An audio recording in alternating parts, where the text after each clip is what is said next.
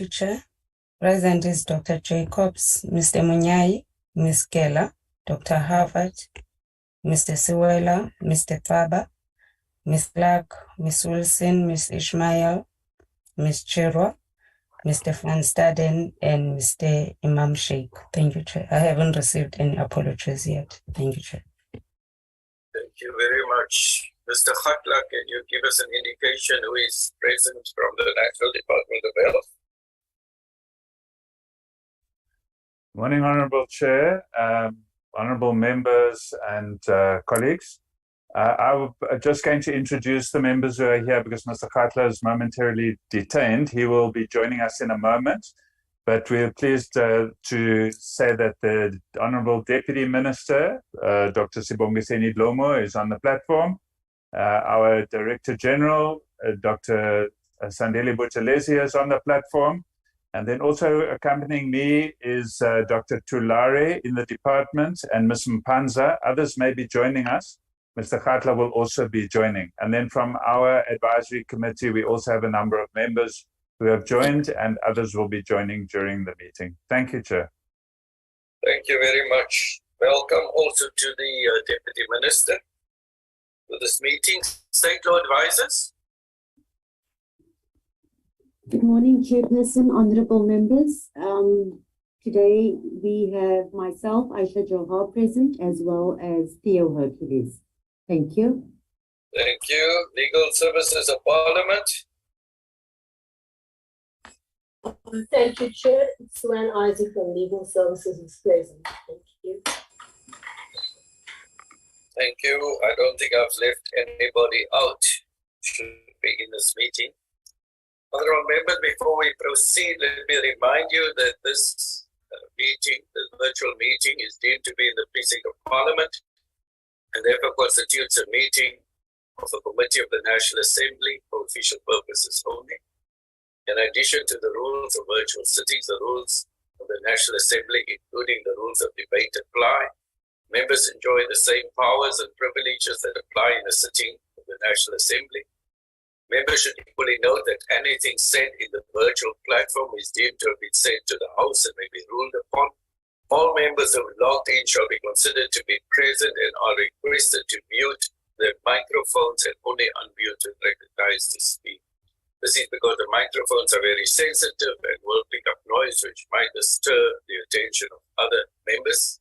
When recognized to speak, please unmute your microphone and connect your video. Members may make use of the icons on the bar at the bottom of their screens, which are an option that allows a member to put up his or her hand to raise points of order.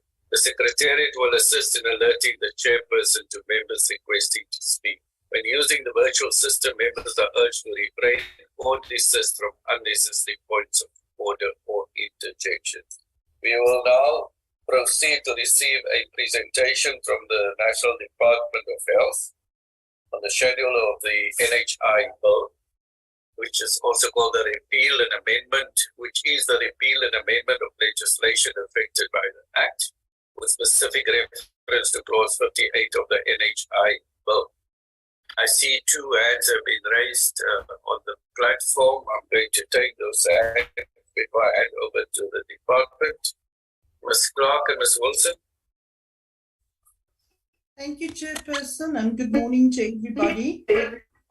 Chair, I would really just like to raise the issue that we received this presentation last night at about 9:15 in terms of repeals and the presentation in NHI. And Chair, I really want to read our documents beforehand because there's a lot of work that we have to put into researching and looking at all these issues that we need to discuss today. Even the 9:15 before the meeting. And then the second issue is that we also were told that this meeting would be and then it was changed. And can I just give me a moment, Honorable Clark, just give me a moment. You have two devices on, maybe. No. Can the person who is causing a disturbance? Thank you. Please continue, Honorable Clark. Thank you. And then it was changed at the last minute, after we'd all booked our flights to come here already. So if I could just get an explanation on that as well. Thank you, Chair. Thank you, Honorable Wilson.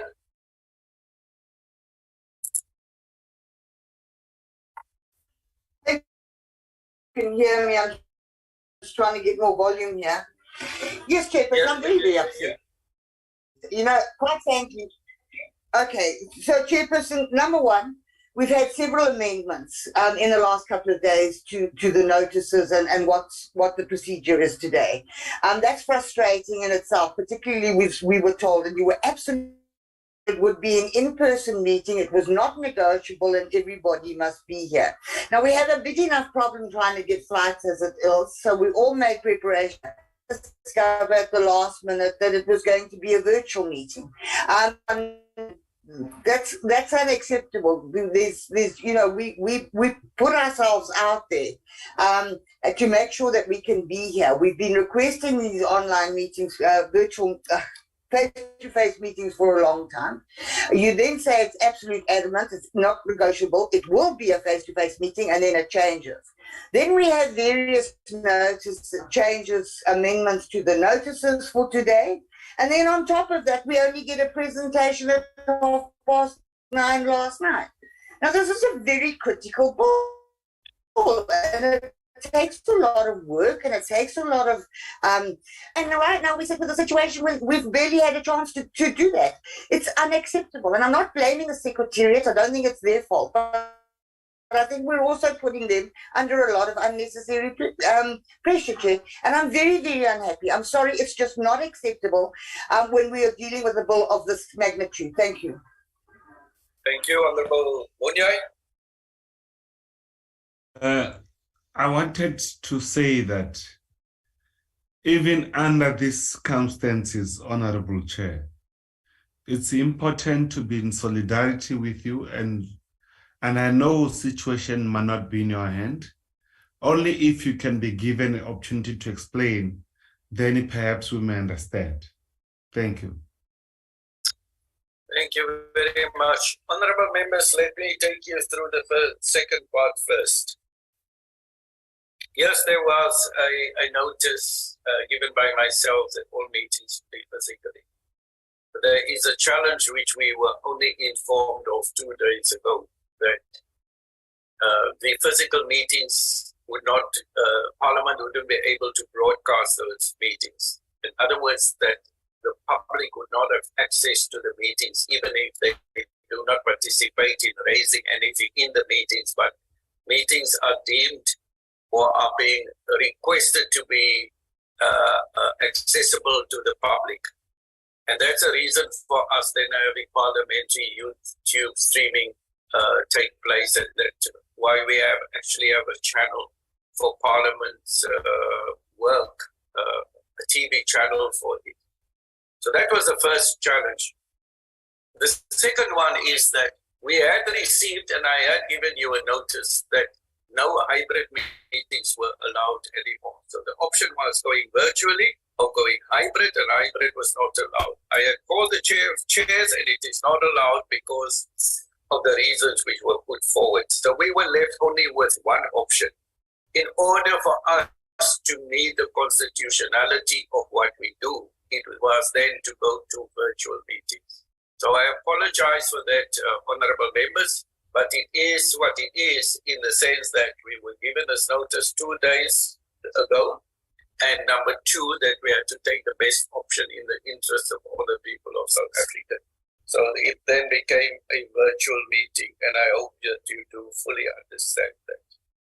The second part of the presentation, it is something that you had said yourself is out of our hands. It is when we had received the presentation, it was forwarded to yourself, and so we would have hoped that you would have had time to go through that presentation. This meeting, of course, was set as a regular meeting every Wednesday morning. The meeting of tomorrow evening at 1700 hours is a special meeting that we had requested to receive responses from the minister and the department on the bill. this particular meeting is specifically to deal with the schedule as I had mentioned. So that is where we are, honorable members. I hope you will accept these explanations. I will now hand over to Dr. Nicholas Cripps, to continue with the presentation on behalf of the National Department of Health. Thank you very much, Honourable Chair, and once again, greetings, honourable members. I'm going to share the presentation.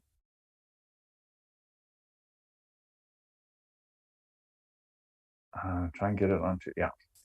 Okay, Chair and honourable members, our understanding is that these acts that we are going to go through, there are 11 acts where there are some minor and some rather major amendments that are envisaged as part of the bill. And as we discussed in the previous meeting and heard from yourselves, it is intended that that these changes be concomitant with implementation of the act.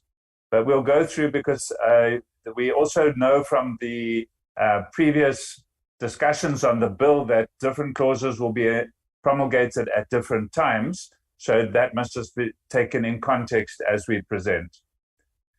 So the repeal amendments are intended to ensure that the National Health Act meets the constitutional muster and promotes legislative and regulatory alignment, and it ensures consistency and provision of the various acts in the health domain and impacted on by the National Health Insurance Bill when it is enacted with regards to funding and provision of personal health services. These are also intended to promote the progressive realization of the unitary health system, which will become clearer as we go through these pieces of legislation, so that we can achieve universal health coverage. They're also intended to promote effective, efficient, and sustainable use of the current and future health resources, and in enabling and supporting arrangement for the transitional provisions that are provided for in Section 57 of the bill. So we will be going through 11 pieces of legislation. Most of them there are only a couple of slides, but the concentration will be in the National Health Act, where there are many slides. Apologize in advance that we left out one slide in the Compensation of Occupational Diseases and Injuries and Diseases Act, which you won't have in front of you, but we'll talk to that.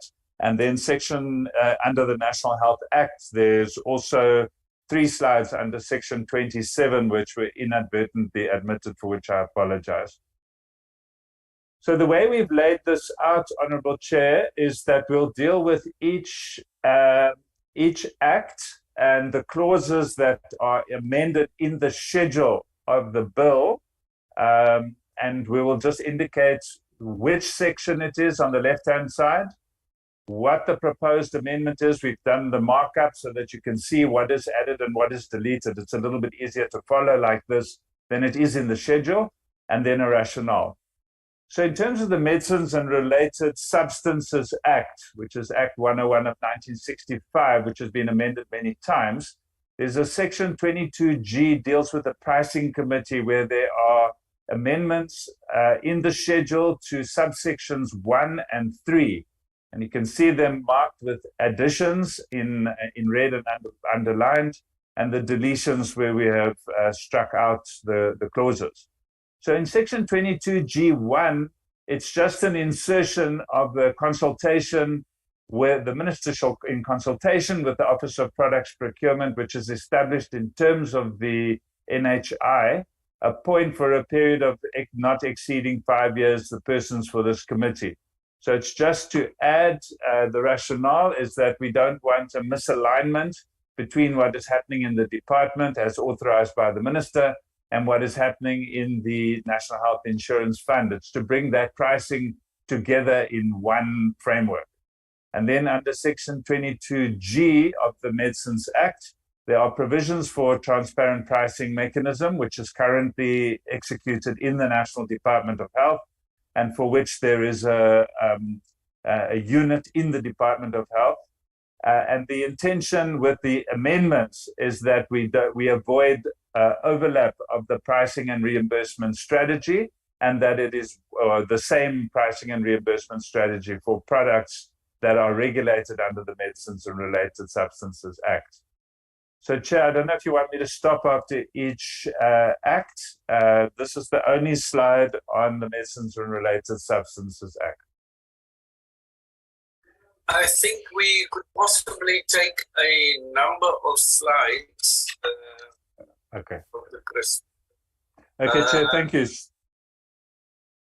I'm just going to make a proposal before you continue. There are about 56 slides to the one that you're adding. Am I right? Yes, Chair. So under Occupational Diseases and Mines and Works Act, there are 4 slides, and the Health Professions Act, 3 slides, and Allied Health Professions only 1. So perhaps I go that far. After Allied Health Professions Act, we have a bit of a discussion, so round about every 10 slides. Thank you. Okay, thank you, Chair.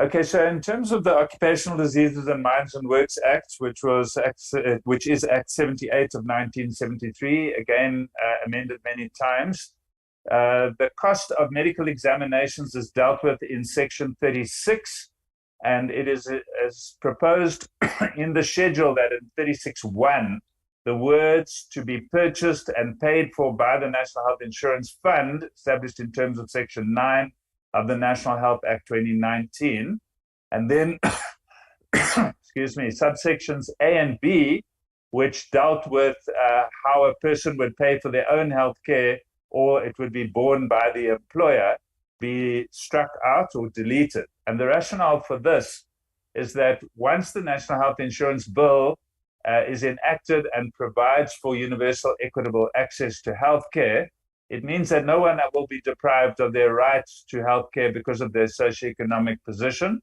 And to prevent fragmentation, we will have the one pool of healthcare funding.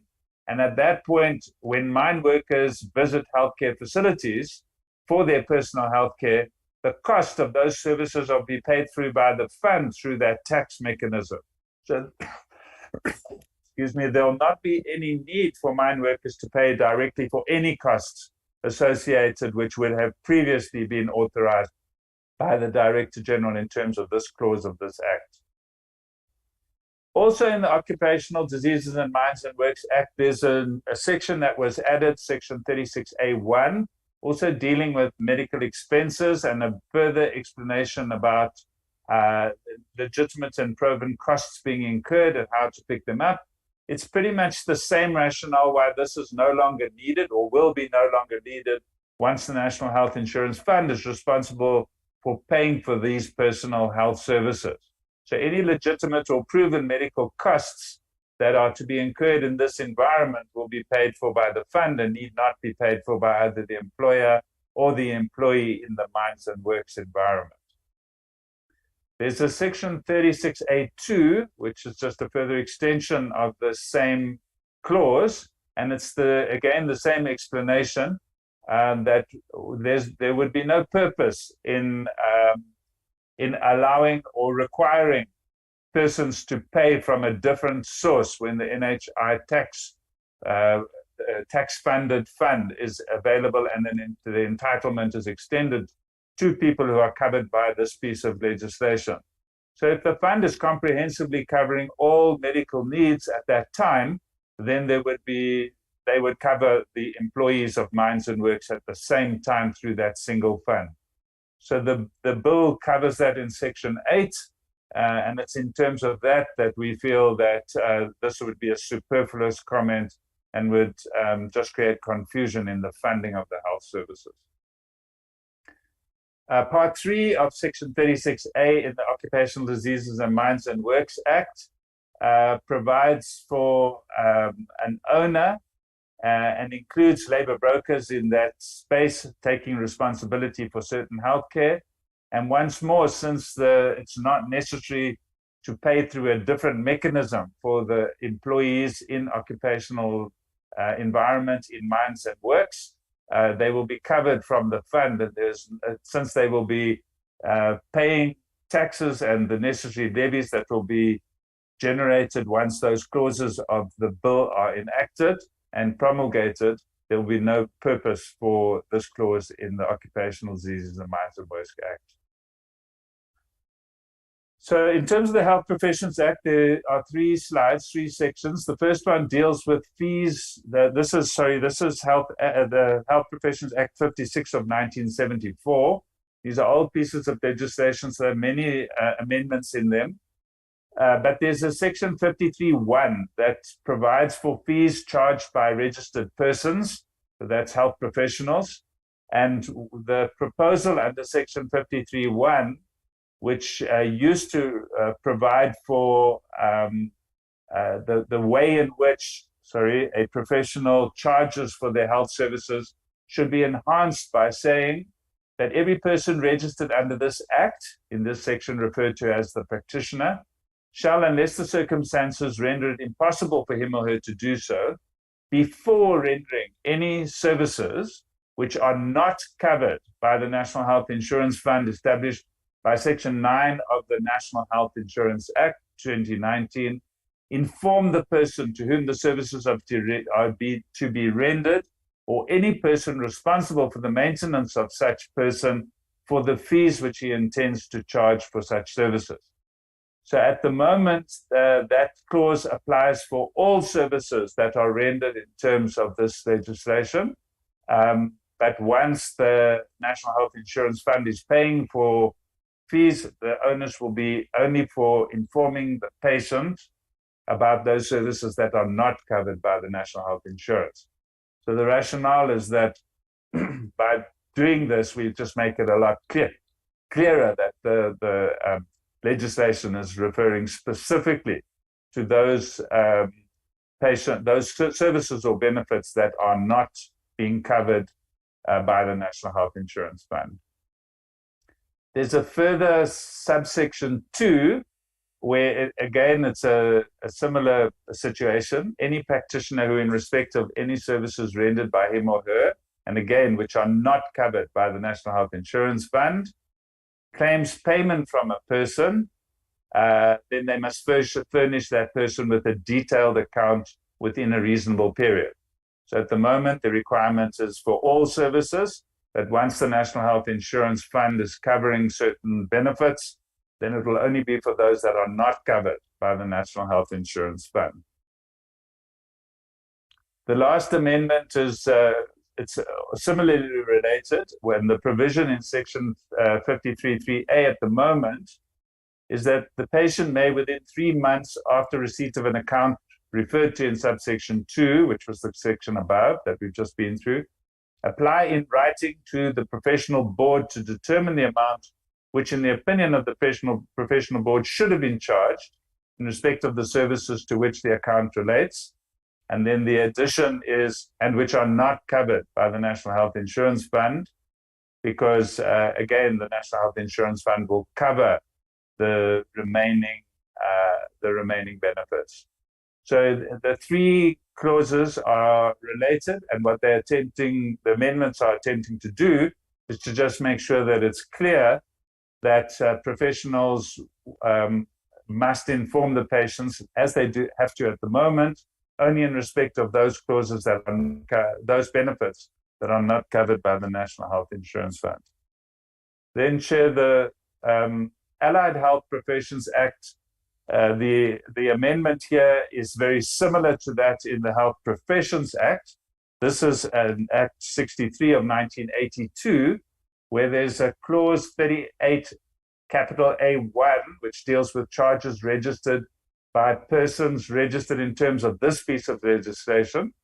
And again, the amendment is intended to ensure that those services that are not covered by the National Health Insurance Act, the practitioner shall, unless the circumstances render it impossible for him to do so, and therefore, and before rendering any professional services, inform the person to whom the services are to be rendered, or any person responsible for the maintenance of such person, of the fees that he intends to charge for such services.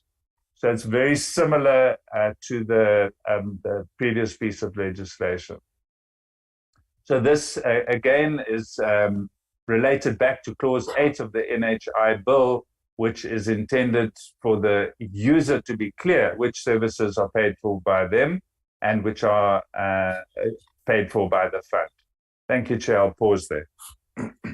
Thank you very much, Dr. Chris.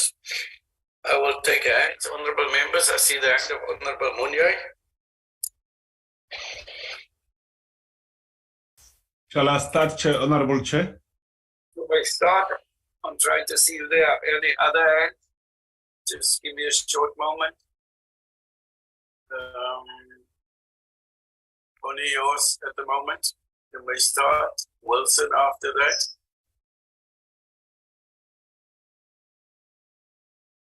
You must start, Honorable Munyai, followed by Honorable Wilson. Thank you very much, Honorable Chair.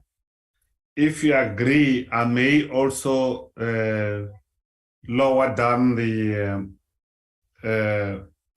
close the video, but let me just proceed. I agree with the content of slide 1 as read by Dr. Crisp in total, and the slide number 2.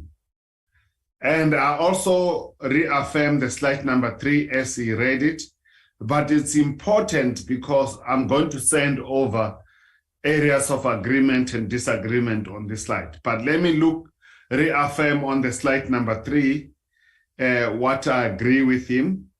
As you look at section 22GI, the minister shall, in consultation with the Office of the Health Product Procurement, establish in section 38 of the National Health Insurance Act 2018, appoint for a period not exceeding 5 years, such person to be or he or she may deem fit to be a member of the committee to be known as the pricing committee. All I'm trying to say, Honorable Chair, I agree with the amendment that has been made by the department, and I'm reaffirming that 1, 2, 3 as it is. And again, I will, as per protocol, I'll send all the submission in written form. Thank you very much. Thank you, Honorable Wilson.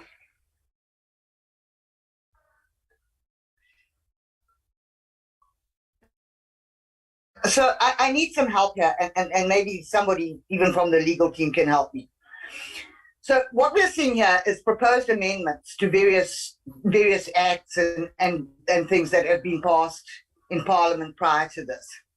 But they all hinge, in my understanding, on the NHI being passed. Now, surely, we need to get the NHI passed before we can start looking at these amendments.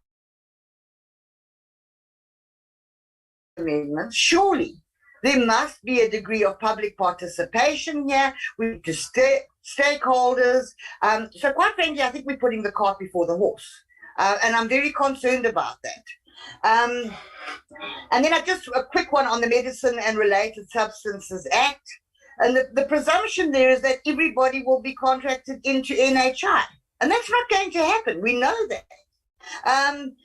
So if they're not contracted into NHI and NHI is the sole provider under this provision, what do they do then? What does one do in the state of an... and we see that often. We saw this happening at Livingston, where people were, the hospital was forced to go out from other... I have a huge issue with this. And then your occupational diseases. So we have lots of mines clinics, and some mines have their own hospitals and own health facilities, which are not going to be part of the NHI. And so, you know, that people are going to go and they're not going to have to pay for anything. Well, in order not to pay for anything, they have to go to an NHI accredited facility. We don't have any. In fact, the facilities that we've seen just recently, I wouldn't put my worst enemy in some of those facilities now, and they are not going to as hospitals or facilities that could qualify for NHI. And you keep talking about employers are going to have to pay for NHI. Really? How? Through what mechanism? Are they going to pay an NHI fund? Is it going to be personal income tax?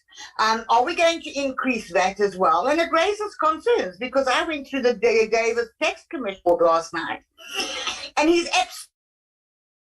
categorically clear that under the current circumstances and our growth, unless we do increase that, take the medico-legal claims and all kinds, with current trajectory on growth in this country, we're going to end up with 108 billion rand shortfall, which makes this whole exercise mute because you cannot pass a bill that's not sustainable and cannot be funded. So I'm very concerned about this. Need to get past before we can be looking at these things, and when we do, can we have public participation on them as well? Thank you. Thank you, Honorable Clark. Thank you, Chairperson. Yes, I'm also querying where there are major changes to the Act. Can the State Law Advisors please advise us? Because obviously we'll have to make sure that there's public participation and stakeholders that can feed into the changes and make Can you hear me? I'm concerned in terms of how the tax is going to be working out. So being told now that NHI will be funded by taxpayers and wanting to impose on employee tax. So this is where essentially a deduction comes payslip like UIF and PAYE. What happens to independent contractors or companies use employees? Will there be no deductions for them? And how do you raise the funding for them?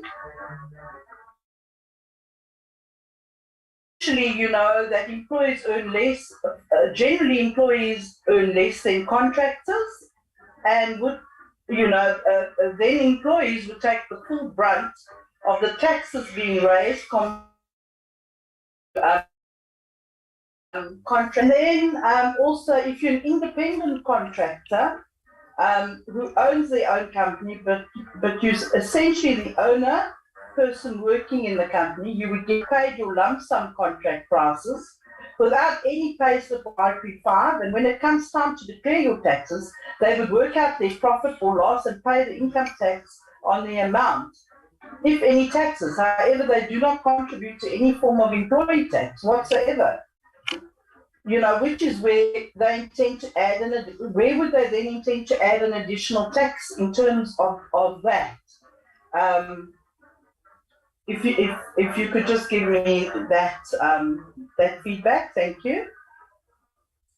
Thank you, Honorable Wilson. Can you? Chairperson, did you get the whole issue here? Because we're having really a big problem. Honorable members, Honorable Clark and Honorable Wilson. Can Honorable Wilson, please? Yeah, she did close microphone. Honorable Clark, we were really struggling to hear you, but most of it, you were saying something in the end. Why am I being muted, Chairperson? You were not being muted. We were struggling to hear you because the microphone of Honorable Clark was open at the same time. So you're not being muted deliberately. Is there anything else? Can you hear me better now, Chair? Honorable Clark, please can I speak? Is there anything else you'd want to say?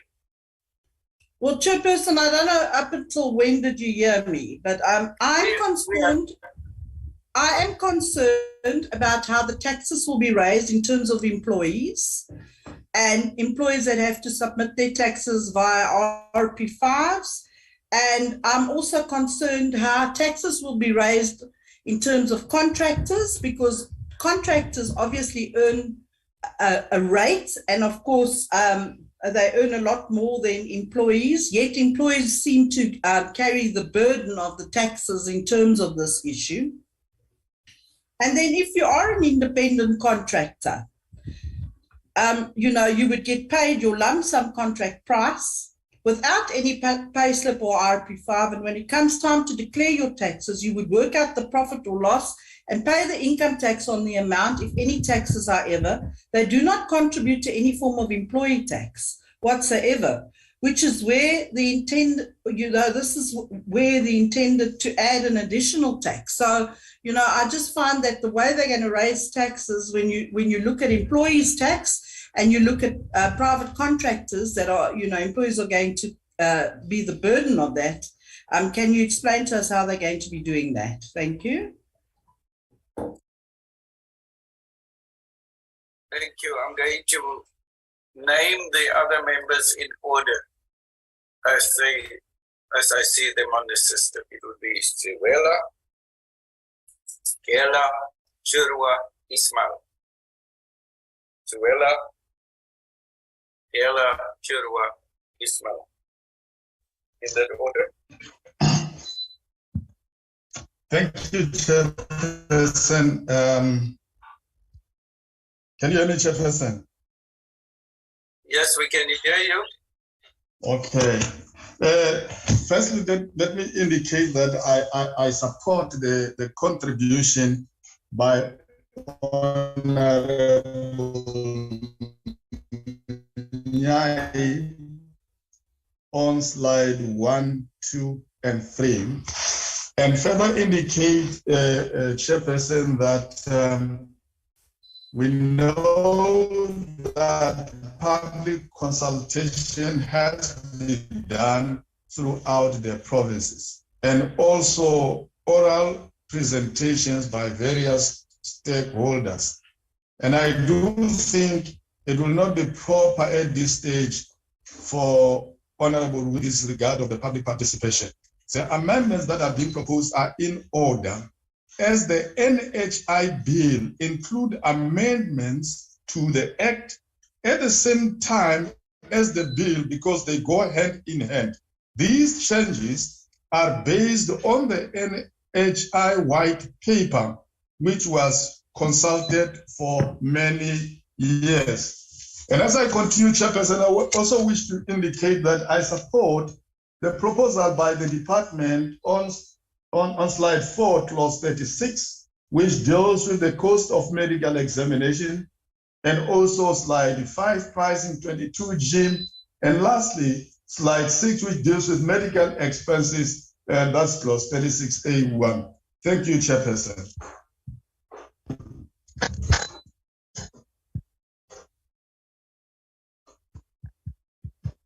Thank you, Honorable Gela.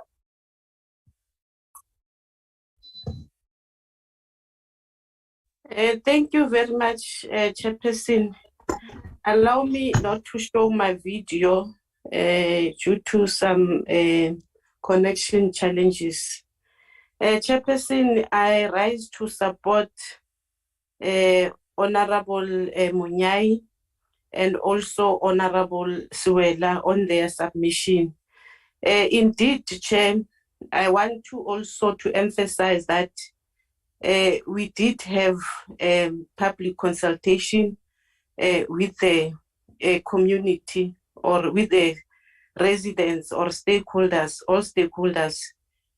So I don't know why we must go back. Maybe my colleague does not understand. And also, as Honorable Siwela indicated, that we can also amend a Chairperson. Chair, also I want to support the department on their presentation as far as they have presented to us, but also on occupational diseases in Mines and Workers Act. I fully support Chairperson their proposal. And also, Chair, the other slides that I want to propose, Chair, is that on health professional Act 56 of 1974 as amended. Section 53.1 on fees changed by a registered person. 53.1 Chair, every person registered under this act in this section referred to as the petitioner shall, unless circumstances render it impossible for him or her to do so, before rendering any services, if we can just delete the professional and then leave the services, Chair, which are not covered by the National Health Insurance Fund established by Section 9 of the National Health Insurance Act 2019. Inform the person to whom the service are to be rendered, or any person responsible for the maintenance of such person, of the fee which he or she intends to charge for such services. That will be my first submission, Chair. Then on Health Professional Act also, Act 56 of 1974 as amended. On clause 53.2, the propose that a chairperson on 53.2, any practitioner who in respect of any, also we delete the professional and we leave the service rendered by him or her, which are not covered by the National Health Insurance Fund established by Section 9 of the National Health Insurance Act 2019. Claims payment from any person in this section referred to as the patient shall, subject to the provisions of Section 32 of the Medical Scheme Act 1998, Act number 131 of 1998, finish the patients with a detailed account within a reasonable period. That will be my submission, Chair. Lastly, Chair, on the same clause of Health Professional Act 56 of 1974, sorry, as amended. 53.3, Chair. A patient may, within 3 months after receipt of the account referred to in subsection 2, apply in writing to the professional board to determine the amount which, in the opinion of the professional board, should have been charged in respect of the service to which the account relates, and which are not covered by the National Health Insurance Fund established by Section 9 of the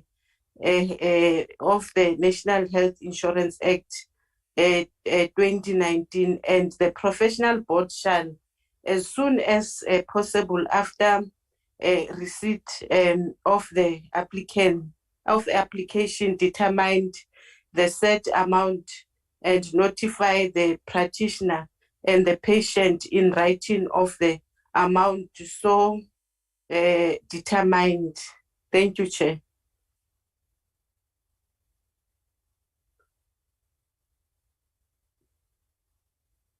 Chairperson, are you there? Yes, I've given the names. Thank you. But Honorable Chirwa. Thank you very much, Chairperson, and good morning to all my colleagues. It's good to be back with you guys again. I just have a few concerns,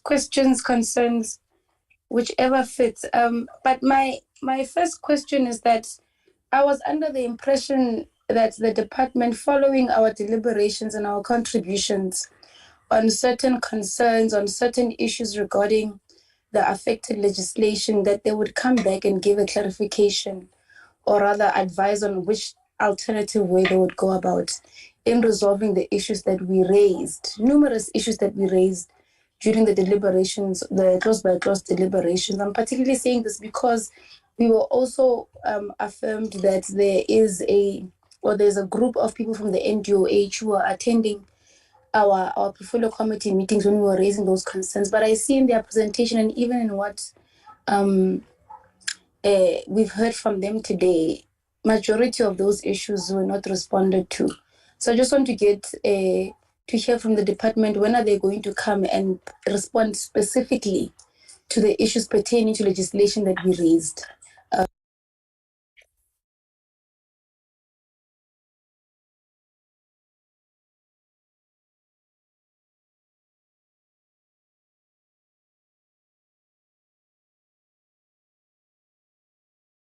Recording in Chair, progress. good morning. I'm not sure if I missed my period of time because I'm still speaking.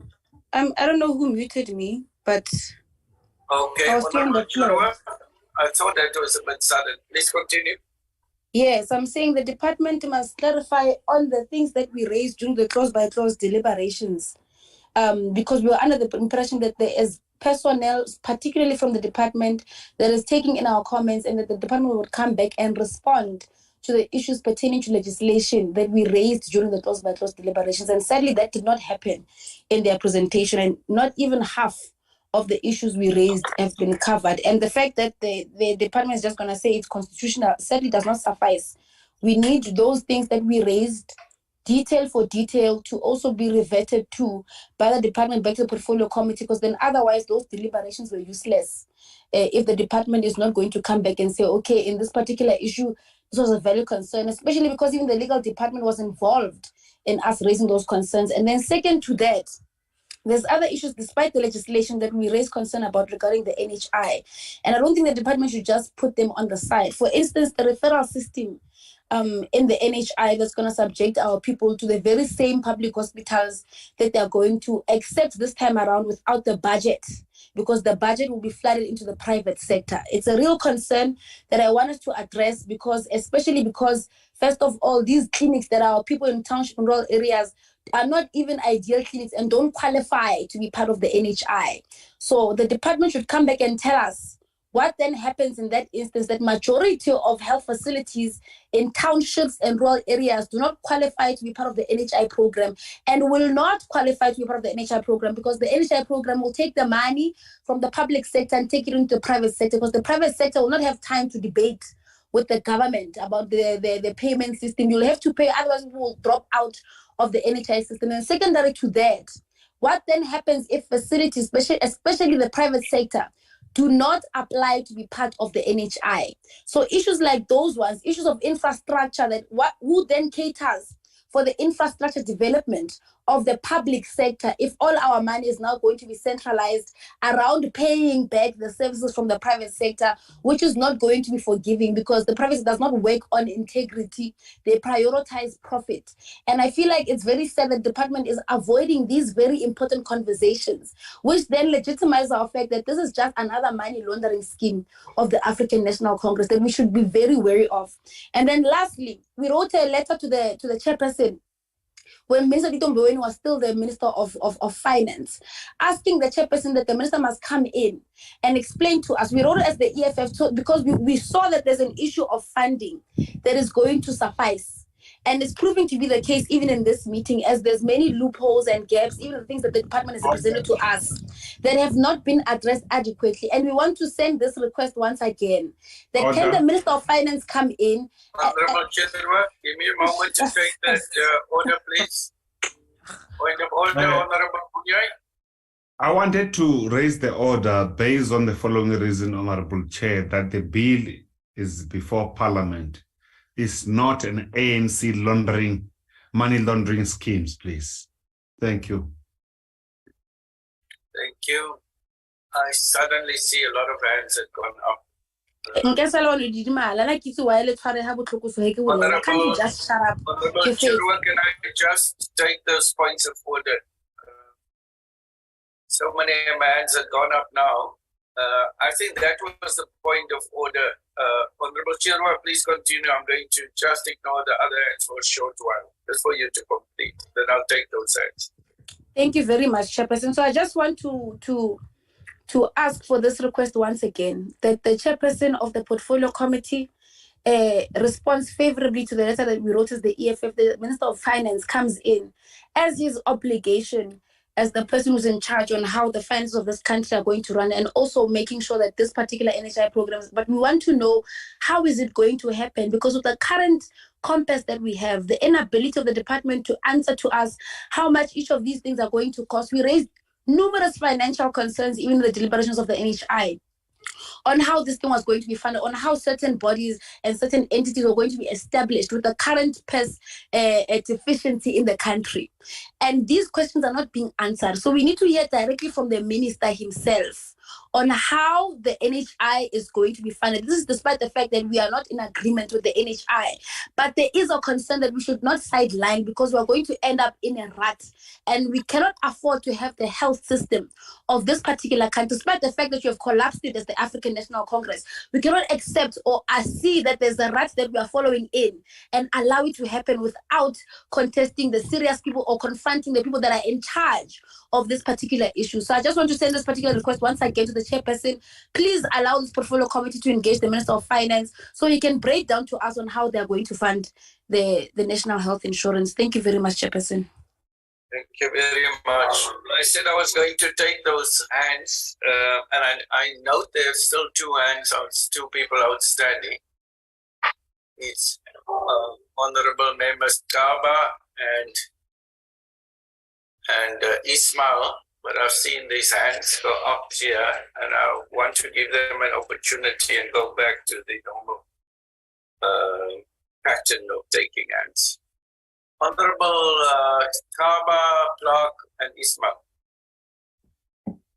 Thank you, Chair. Good morning, colleagues. Chair, I rise to support Honorable Gela on her submission and what the department had presented. Just to give clarity, this is the government work, not the ANC work. Thanks, Chair.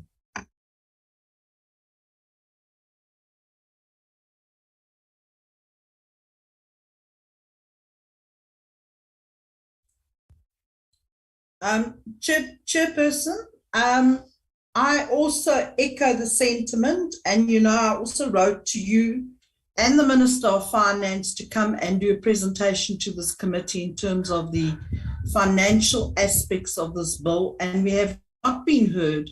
And I can't see how we can implement a bill where none of us actually know how this bill will be financed. And I think it's a fair demand, and it's critical that we do that. And then secondly, Chairperson, I must say to you, the ANC members obviously must have got this presentation before us, because, we have not had enough time to work through this presentation. And I want to know whether that has happened, because it seems like that in the debate. Thank you. Order, Chair. Point of order, Honorable Munyai. Yeah. The order is the following. The Honorable Clerk is creating an allegation that we received this particular document, as we received together, all of us last night. Can she please refute or reverse that allegation, please? It's a question, that's all. Oh. All right, thank you. Then you should put it as a question, Honorable Clark, not as a statement. If it is a question, a question is, it sounds like a question, there's a question mark behind it, so it creates the impression that it's a question. But thank you very much. Honorable Kaba, yes, you have. Chairman. Honorable Ismail, yes, you're next. Thank you, Chair. I didn't raise my hand for, a point of order. I wanted to give my input because I lost connectivity. I thought maybe you lost me. So if I could just go ahead with my input, please. Yes, we continue with the normal process now. Thank you. Thank you, Chair. Good morning to the Chair and good morning to all our colleagues and everybody that's on this system today.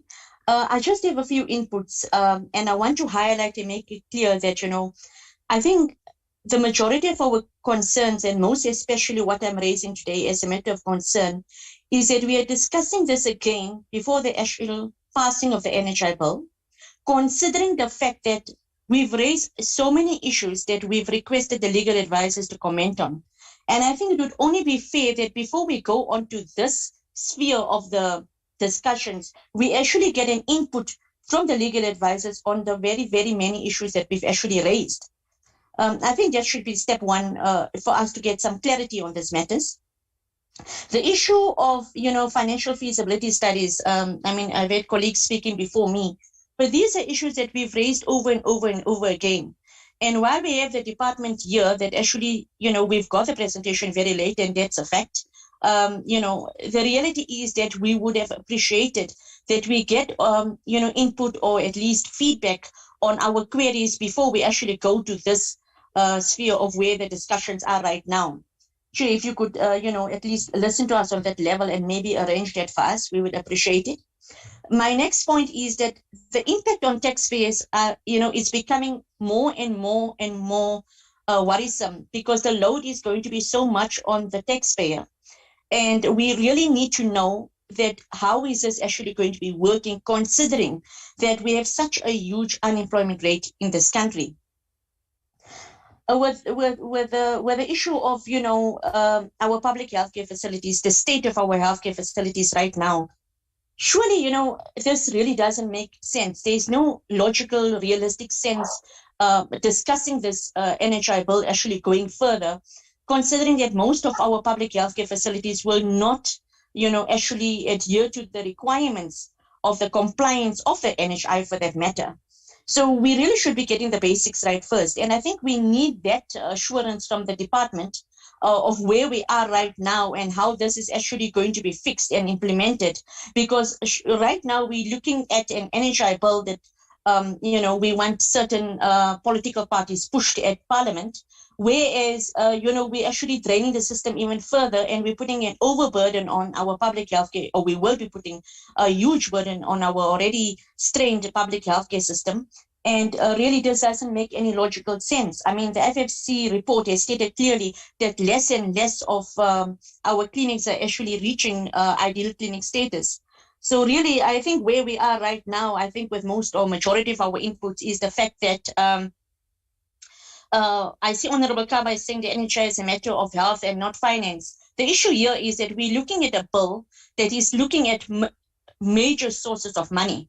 And we're expecting taxpayers to pay for this NHI bill, whereas we know that we got, mark my words, a defunct healthcare system right now. So obviously we're looking at monies when we look at NHI, and we're looking at billions and billions that is going to be having an impact on the taxpayer. So it definitely is an issue of financial feasibility studies. Thank you, Chair.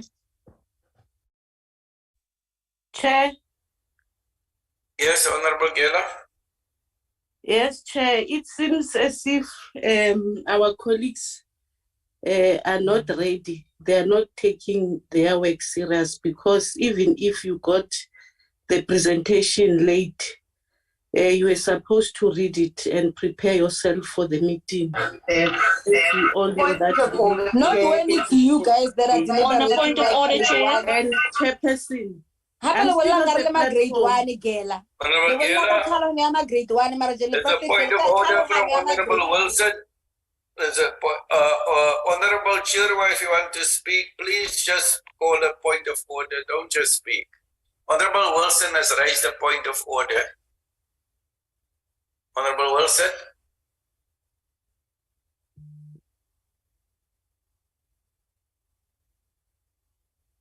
Honorable Wilson, we cannot hear you. I think we... Thank you, Chair. Can you hear me now, Chair? The sound can hear you now. Please continue.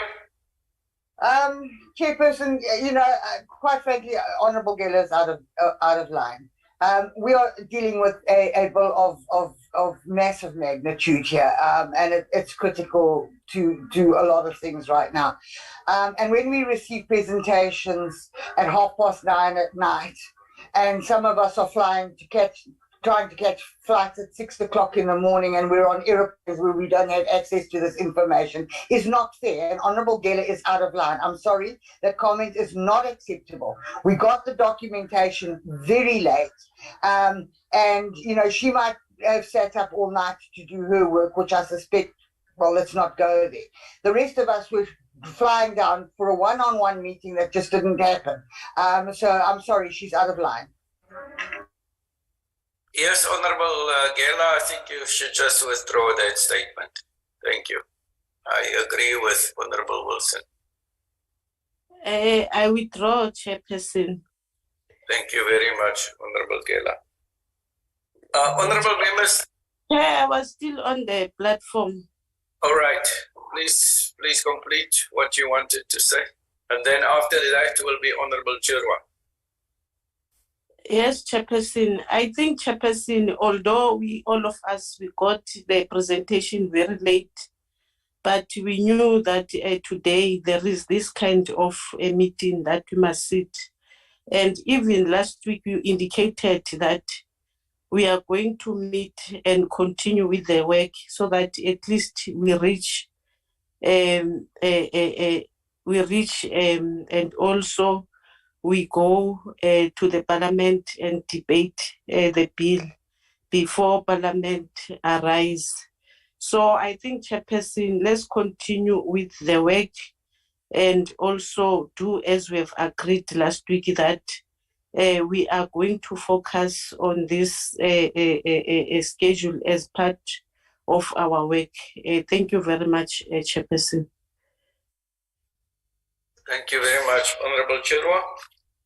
Thank you, Chairperson. No, I just want to say shout out to Gail. I'm sure now she realizes that men will throw you under the bus despite you defending them all the days of your lives. When they find an opportunity to throw you under the bus, you will throw my girl. They'll forget that you're both from the same party. Even when you don't forget. Right, sweetheart. Thank you, Honorable Chirwa. I don't know why it has become a sexist issue, but you could maybe one day explain that. I really think it's not correct. But let me answer a couple of these points which have been raised by the members. Honorable members, let us not get sidetracked from what we are here for today. Last week in my closing remarks, I said we were going to do the following two things. And apart from me having said it, it stands to reason, meaning it's a logical conclusion that the one thing follows the other thing. And that which follows last week is that we have to deal with the schedules today. Today is our ordinary meeting time. As all of you have been aware of this for the last 3 years. And apart from that, I said in the closing remarks that today we will have the department come to respond to the schedule. There is a reason why the one thing follows the other. It is not something that we pluck from the air and we decide what comes now and what comes at any other time. It is a work that needs to be done in a particular format, in a particular order. And I'm going to even mention the order to you now again. So that's the first thing about today's meeting. Second thing about your responses you're requesting from the department, you have been heard. The department has been called, and it will be tomorrow evening at 1700 hours, as all of you had received an indication via your emails and via the WhatsApp platform, which we all have access to. So let's be reminded of that is happening tomorrow night with the Minister, Deputy Minister, and the department. Thirdly, honorable members, the department, many of you have raised issues with the state law or legal issues where you say the state law advisor must please come and explain. We are even going so far as to say not only the state law advisor but also legal services of Parliament will come, and there is even a slot for them when they will come and talk to some of the issues which you have raised. Even today, you have raised a number of issues. So the order is the following. Today is the schedules. Tomorrow is the response from the minister and the department. Then we're having the matrix of the public hearings. Then we're having your submissions, political party submissions. I said I wasn't going to remind you again, so now you're getting another reminder to please forward your submissions on the work that has been done on the bill to the committee secretary. Then we're going to have feedback from the state law advisor and the legal services of Parliament. After that, we will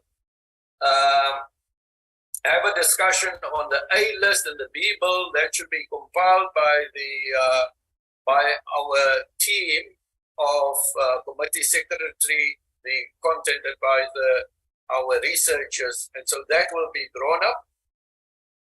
And then after that A list is completed, we will then look at the last few pages. We'll get an input on the very last few pages on the bill, which is called the Memorandum on the Objects of the NHI Bill 2019, which is part of the requirements of the Rules of Parliament. So I hope you have a full understanding of where this is going, so that none of you would say that any process was skipped over at any point in time. But I think you need to be a bit more patient with all of this. So having been said, honorable members, did I leave anyone out? Honorable Harvard, I think you're the only one whom I have left out. I hope that brings all of you to understand where we are and where we're going. And then before I give to Honorable Harvard, just members of the public, please, you're not allowed to participate in our meeting, either verbally or on the chat. Please don't post anything on the chat. It's for members of the portfolio committee only. All right, I heard a voice. Was that Honorable Dr. Harvard? Yes, thank you, Chair. Good morning, colleagues. I just gave my several inputs.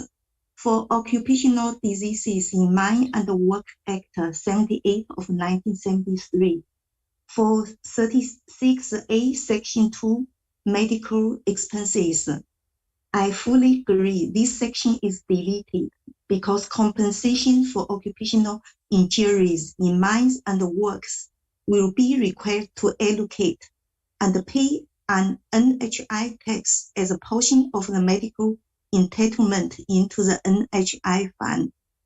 The NHI fund will comprehensively cover all medical needs by persons employed in mines and works as a result of occupational exposure through one single public health fund. This is in line with Section 8.1 of the bill, which states that the user of the fund is entitled to receive the health care services purchased on his or her behalf by the fund from an accredited health care service provider or health establishment free at the point of care. The coverage will effectively meet the health needs of the entire population, including mining workers, and will also mitigate the problem of double dipping and the inefficient fragmented funding streams. The next one for 36A3 for medical expenses. This section has been repealed. All persons, including contract workers and those employed through labor brokers, will be entitled to receive healthcare services, provided they are registered as users under NHI. It will be required of all employers, including labor brokers to pay NHI levies on behalf of the employees in mines and workers they are labor brokering with. The last one. For Health Professions Act 56 of 1974, 53(1), fees charged by registered persons. Here, I just give my fully support. This amendment is aimed at protecting users of healthcare systems if they wish to access healthcare services not covered under NHI.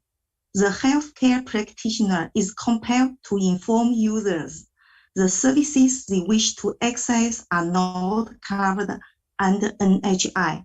The practitioner is required to disclose to the user the fee that they intend to charge in line with the ethical rules of the Health Professions Council of South Africa.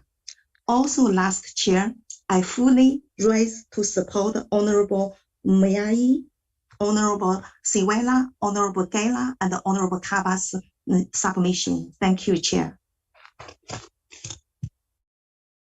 Thank you very much. I don't think we had left anyone out, honorable members, nobody else. We will have a short tea break until 11:30. Yes, so enjoy your tea. Please do not switch off your devices or your gadgets, and then we continue at 11:30. Thank you. Recording stopped.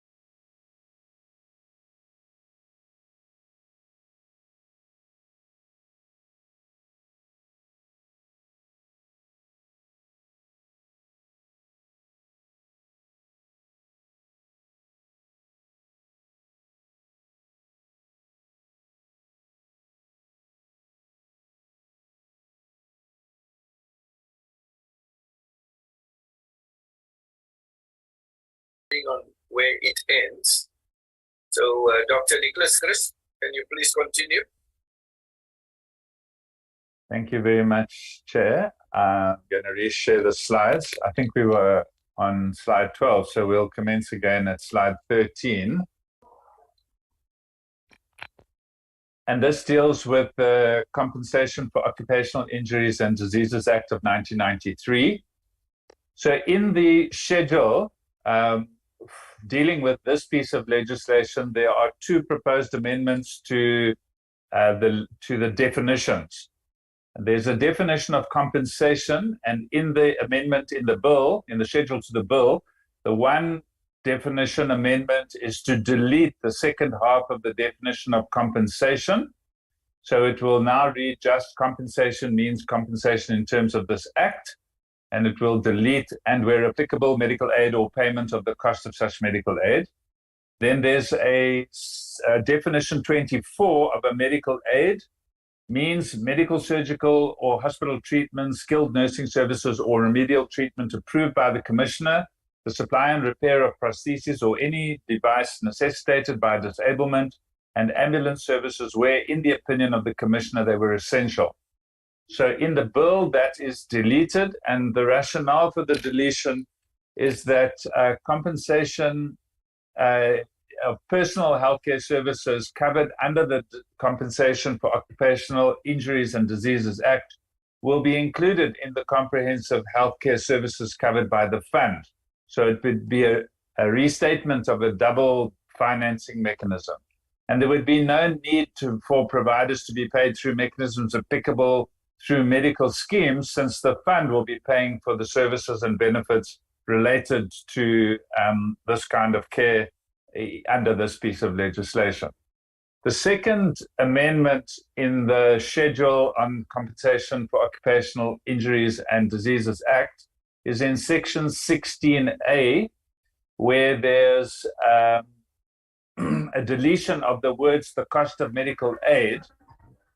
So there's a subsection. Dr. Chris. Oh dear. I am I audible there? I can hear Dr. Chris very well. Other members? Okay. The sound is a challenge, Chairperson. Oh dear. Sorry, Honorable Vasada. I said the sound is a challenge, Chairperson. We can't hear any, very much everything, but it's really a challenge since we started this morning.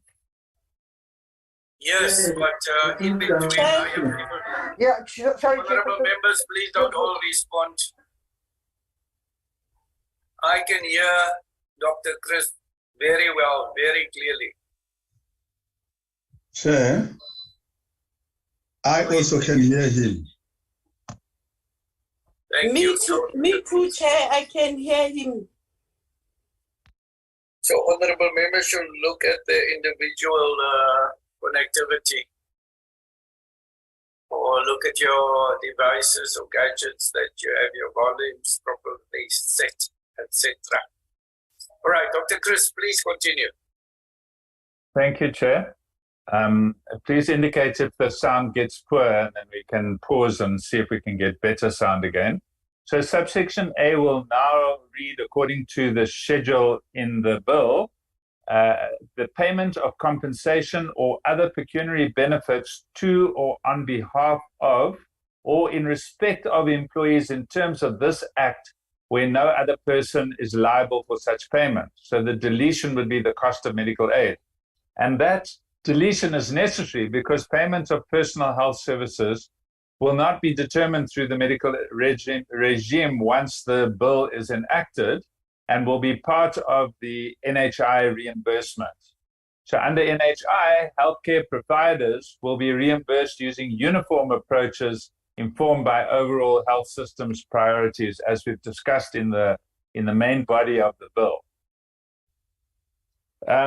Also under Compensation for Occupational Injuries and Diseases Act, there are two further amendments in the schedule.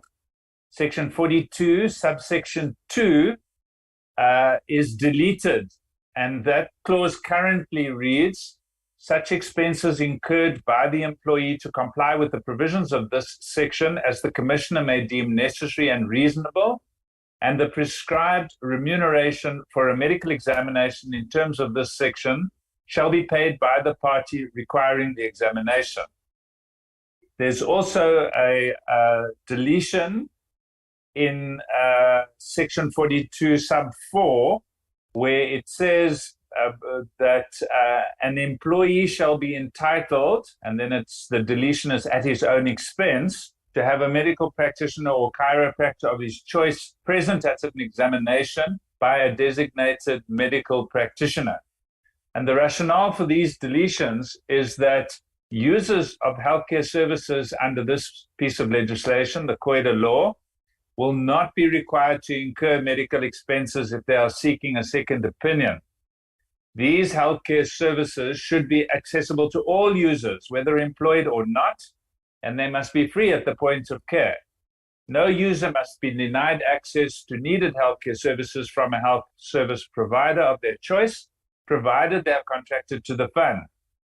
This will include ability to seek a second opinion without being required to pay an upfront fee or charge. I think this is the last set of amendments in the piece of legislation. It's section 73 and section 75, which deal with medical expenses. And both in the schedule, both of these sections of this piece of legislation are fully deleted. And the rationale for deleting these clauses on medical expenses is because, similar to what we saw in the previous slide, that the employer is paying the national health insurance levies or taxes. As we have heard, we've discussed this previously, and I'm sure we'll return to this at some point, relating to occupational diseases and injuries. And the fund will cover the diseases referred to in section 65(1) on behalf of the employee in respect of the needed services necessitated by that disease or accident.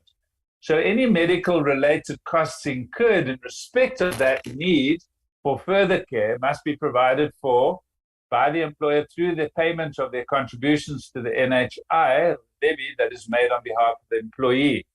The Commissioner can provide an opinion on the need for further medical care, but the decision would still be to carry the cost, and that resides in the NHI levy for occupational diseases and injuries. And under section 75, the clause may need to be reformulated.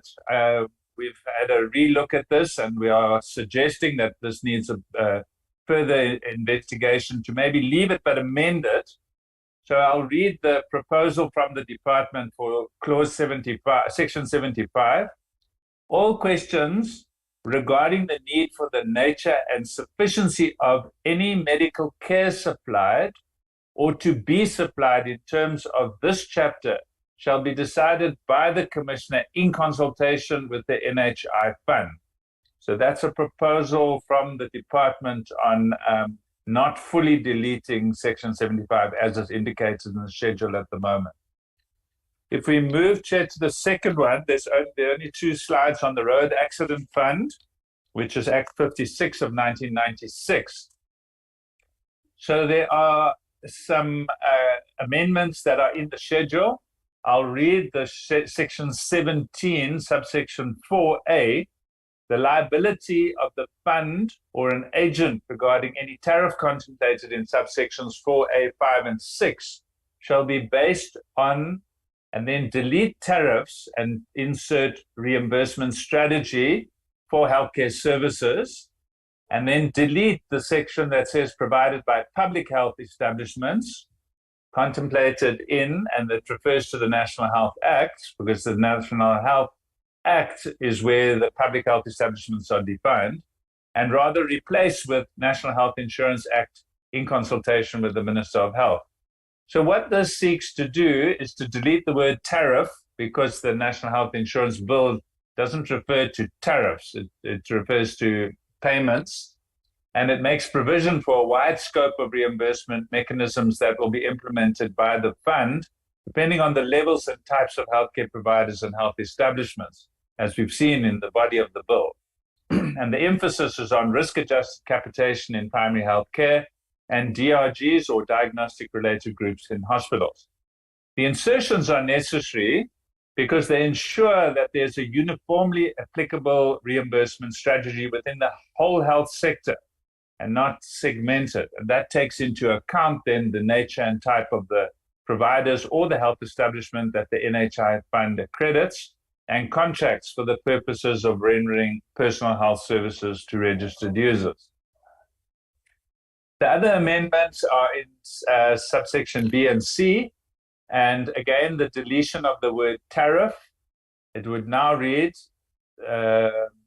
for emergency medical treatment provided by a healthcare provider, the emergency medical care treatment provided by a healthcare provider shall be determined under the National Health Insurance Act of 2019, and the rest is deleted. The portion deleted relates to what is currently the case, where there's negotiation between the Road Accident Fund and healthcare providers, and there's an undertaking reasonable taking into the funds, the tariffs are reasonable taking into account factors such as the cost of treatment and so forth. So there's a lot of room in the present legislation for negotiation on tariffs. The same reason that I read just now, the deletion of the word tariff, because the NHI bill provides for a broader range and scope of reimbursement mechanisms, and the reimbursement strategy will be utilized by the NHI fund will be universally applicable. So Road Accident Fund beneficiaries will be able to use both public and private providers as outlined in the body of the bill. The reimbursement strategy for emergency medical services is provided for in clause 35(4)(a) of the bill, so it doesn't need to be specified here. And the proposed deletion eliminates duplication and ensures regulatory consistency. If we move to the Competition Act, there's just one slide here. And so what is in the schedule to the bill adds a section BA to subsection 1A, where there are already two parts. The Act applies to all economic activity within or having an effect within the Republic, except A, collective bargaining with the meaning of Section 23 of the Constitution and the Labor Relations Act of 1995, and B, a collective agreement as defined in Section 213 of the Labor Relations Act of 1995. And what is in the bill is an additional clause proposed, BA, the operations of the National Health Insurance Fund established by Section 9 of the National Health Insurance Act as the single public purchaser and single payer of healthcare services.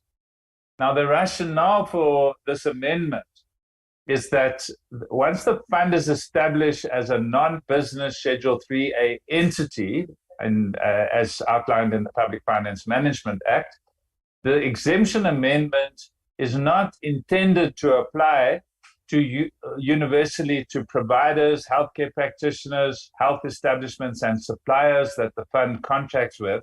Instead, the exemption is to apply to the fund itself and its internal operations. So the department proposes that clause 3.5 of the NHI bill, and we'll return to this when we respond to the bill, can be further enhanced just to make this amendment explicit as it is intended in the schedule, and that it would refer only to the NHI fund that should be exempt from the provisions of the Competition Act. We will go back to that when we respond to the whole bill. Chair, the last one before this batch is just two slides, and they are proposed amendments in the schedule to the Correctional Services Act, which is Act 111 of 1998. And Section 12.1 of that piece of legislation deals with healthcare and states the department, now that's the Department of Correctional Services, must provide within its available resources, adequate health care based on the principles of to allow every inmate to lead a healthy life. And the insertion that is in the schedule to this act is that instead of within its available resources, it will be within the available resources provided by the National Health Insurance Fund, established by Section 9 of the National Health Insurance Act of 2019. The rationale for this amendment is that the National Health Insurance Fund, to be established to cover personal health care services for all appropriately registered users, will include inmates under the auspices of the Department of Correctional Services. And this insertion then ensures that the fund and correctional services will proactively liaise and be implementing the best mechanisms and processes for ensuring that all inmates' personal health care needs are covered by the fund and effectively met within the available resources so that we can achieve universal health coverage for these persons whilst leaving no one behind. There's a last one of this batch, Chair, is Section 12.3, still in that section of Correctional Services Act that refers to healthcare. The clause at the moment is that every inmate may be visited and examined by a medical practitioner of his or her choice, and subject to the permission of the head of the correctional center, may be treated by such practitioner. And then it adds at the moment, in which event the inmate is personally liable for the costs of such consultation, examination, service, or treatment.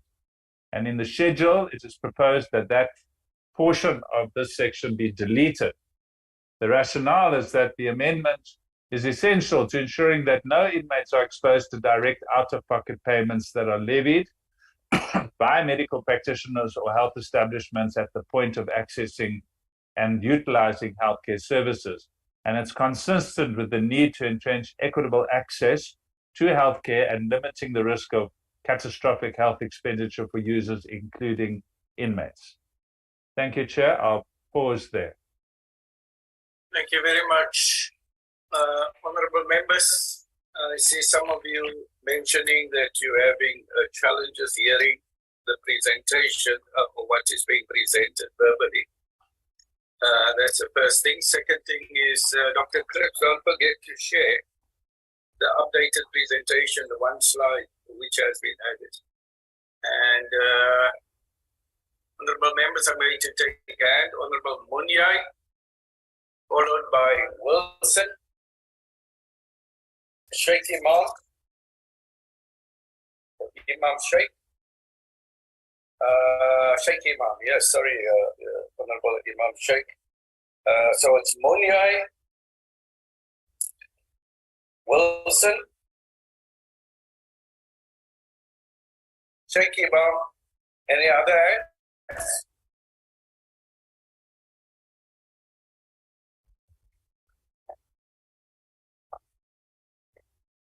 Be a short moment to grab another pen.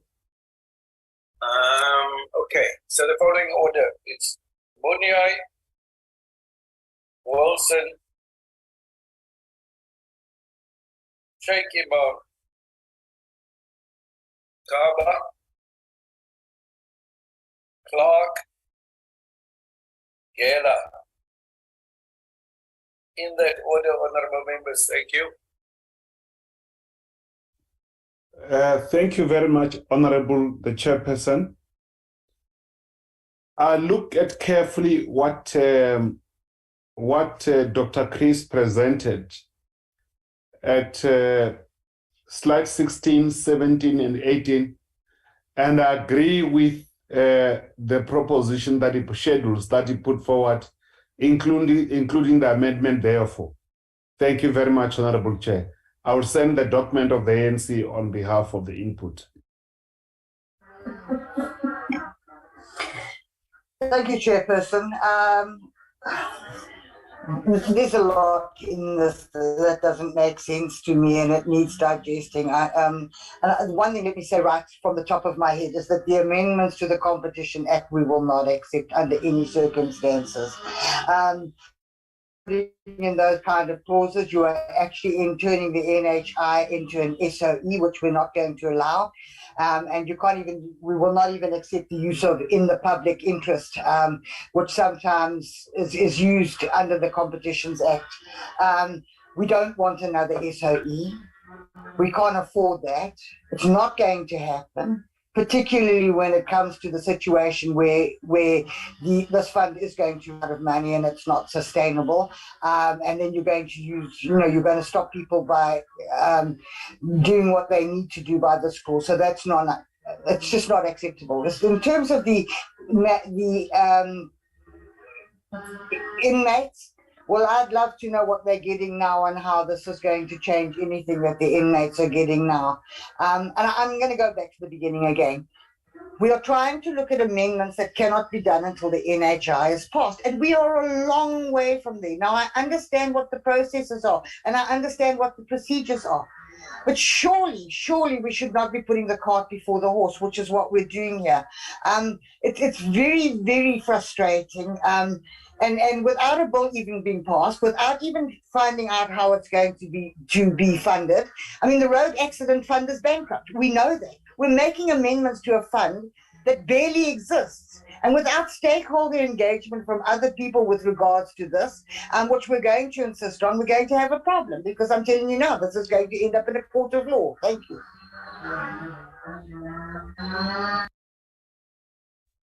Thank you. Chairperson, can I come in now? Yes, please do. Yeah. Thank you, Chairperson. Allow me, first of all, to apologize. It's very difficult to participate in various meetings, particularly when all meetings are holding and discussing very important points. But then pardon me for my ignorance on this matter. I just want some clarity, Chairperson. It is obvious that the fund itself will be limited as far as resourcing is concerned. Now, what happens if the fund are exhausted and the service provider, it's within their right, although I think from a humanitarian point of view, no, from a constitutional point of view, should not be. What is going to happen if we do not have the available resources to provide or to pay the service providers? What is going to happen? And we know, without any doubt, we have a massive problem in this country as far as payments, and particularly 30 days. Now that might impact on the service that the service providers would have to provide. And then what is the position, as I correctly alluded to, as far as service providers who then say, hold on, you haven't paid me, I can't sustain this, I'm not going to be able to provide the service. And so I'm not going to provide the service. What then happens to particularly our people who need this particular, the principle, the NHI is a brilliant thing, I must agree. I'm just worried about its implementation and the concerns or challenges that we will face in implementing this, given what is happening currently. So if I can just get some clarity on that. Like my colleague has just alluded to, RAF is bankrupt, and obviously they're not going to pay. What happens? What is the protection for patients that may want the services? Thank you, Chair.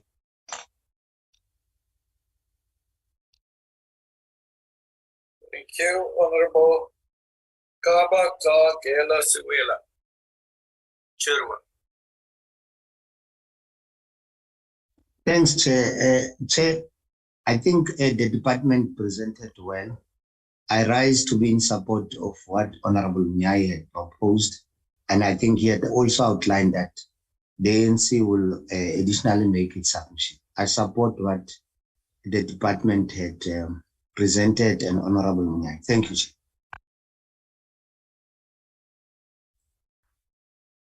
Thank you, Chair. There are some material amendments being made to various acts, especially the Road Accident Fund and COIDA. Can the state law advisors give an opinion on whether these material amendments should go for public comment and get the industry's opinion on these changes, as this should be something that is done through a schedule when it has a big impact on the current laws? These amendments are not just aligning merely definitions for the NHI. Then on page 13 of the presentation, Amendment to COIDA 1993, the changing of the definition of compensation. The question to raise will be whether the top-up medical aid, which will still be allowed under NHI, will this have any bearing on the definition? What happens if a particular treatment is not allowed in terms of the fund? And the same will apply to page 14 and the amendment of 16A. Then page 15, section 42.4, allowed any medical practitioner of their choosing. What happens if that medical practitioner is not registered with the fund? And what happens then? And we raised this as a query as well when we were debating the NHI bill. The Road Accident Fund 17, page 16. What happens in the instances where a medical procedure is required that would have been ordinarily covered under medical aid, as an example, but now is not a procedure under the NHI? How would a tariff now work, or payment now work, as Dr. Chris alluded to?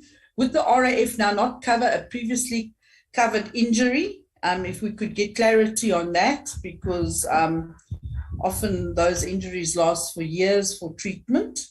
And then page 17, the sentences does not make sense with the removal of the word tariff for emergency, if that can be cleared. Then on page 20, section 12 of the Correctional Services Act, where a person may be allowed their practitioner of choice, what will happen where the practitioner is not registered on the NHI fund? Thank you, Chair.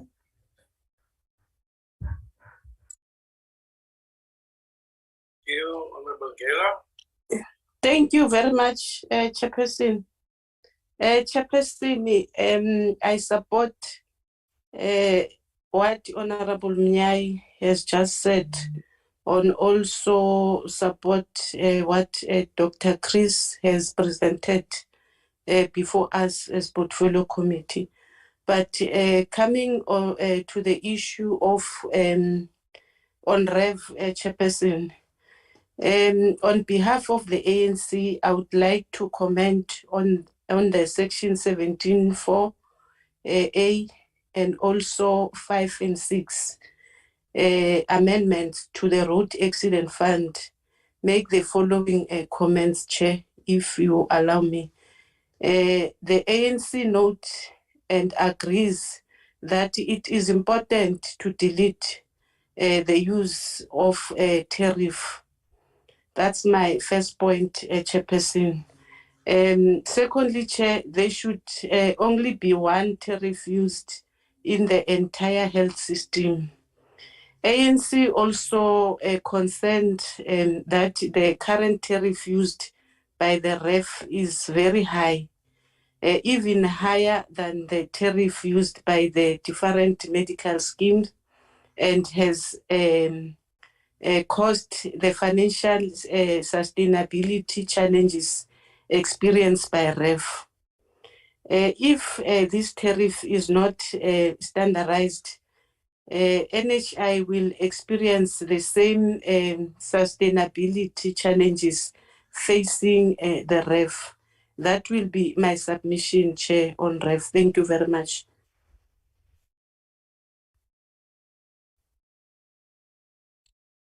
Thank you, Honorable Siwela.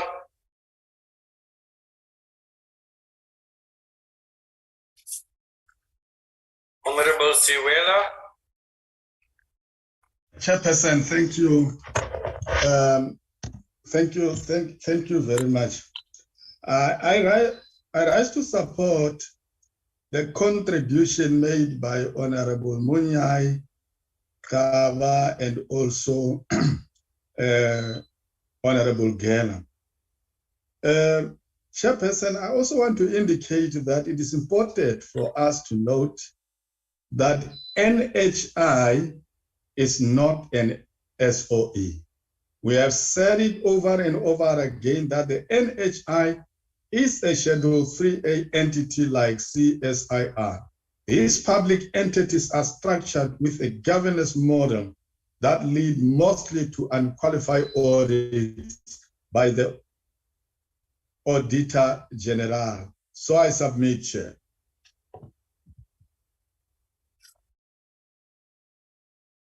Thank you, Honorable Sharma, followed by Honorable Kaba.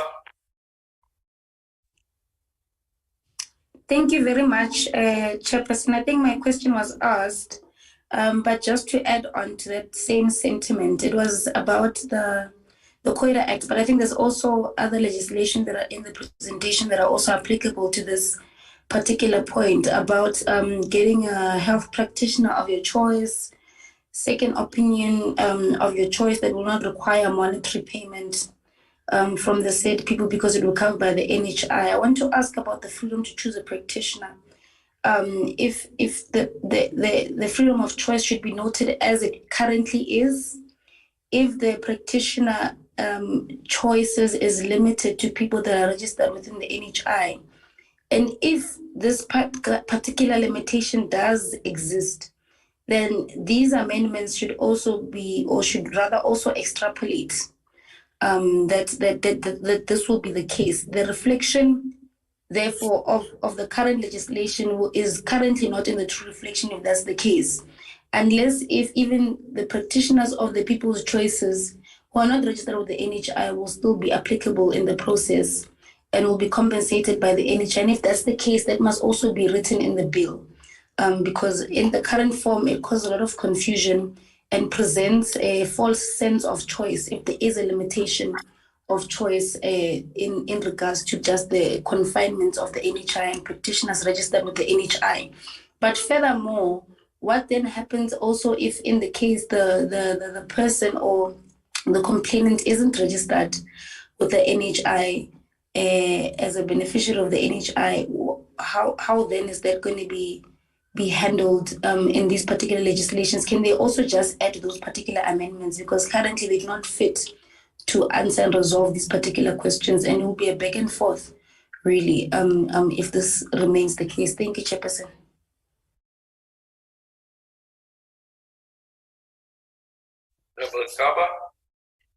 Thanks, Chair. Chair, I think I just want to clarify one thing. On the Competition Act Amendments, Clause 3.1.b, the ANC support the proposed addition for exempting the operations of NHI fund from the competition. This ensures that the fund as a Schedule 3A entity is not subjected to the whims of market, and it will ensure that its operations are seamless. Chair, just to emphasize that slide 19, 20, and 21, as ANC, we support this slide, and as also Honorable Munyaye presented, Honorable Gela and Honorable Suela, I stand to rise to support those, Chair. NHI for the people. Thank you. Thank you. Anyone I'd left out?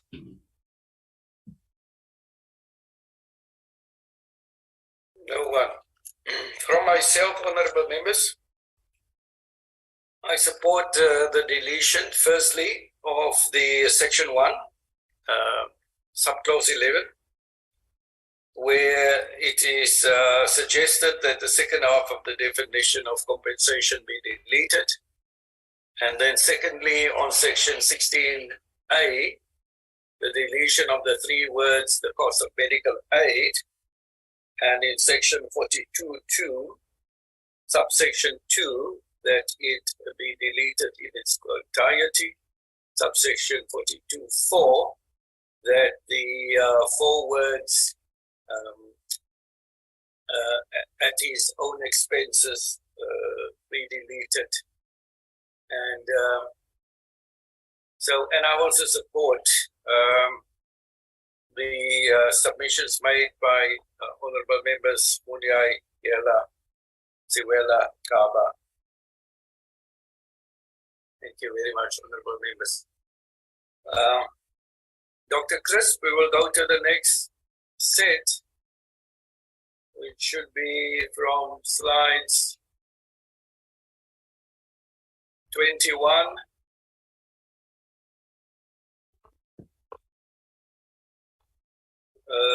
up to, I'm going to tell you now. This will be a bigger section up to the end of the National Health Act. So you're going, if I understand you, the next part will be the Medical Schemes Act, followed by the National Health Act, up to the end of the National Health Act, and we'll have some discussions again. Thank you. Over to you. Chair, thanks very much. I just wanted to check, I had taken the slides down. Are the slides visible again? Yes, they are. Thank you. Okay, thank you very much.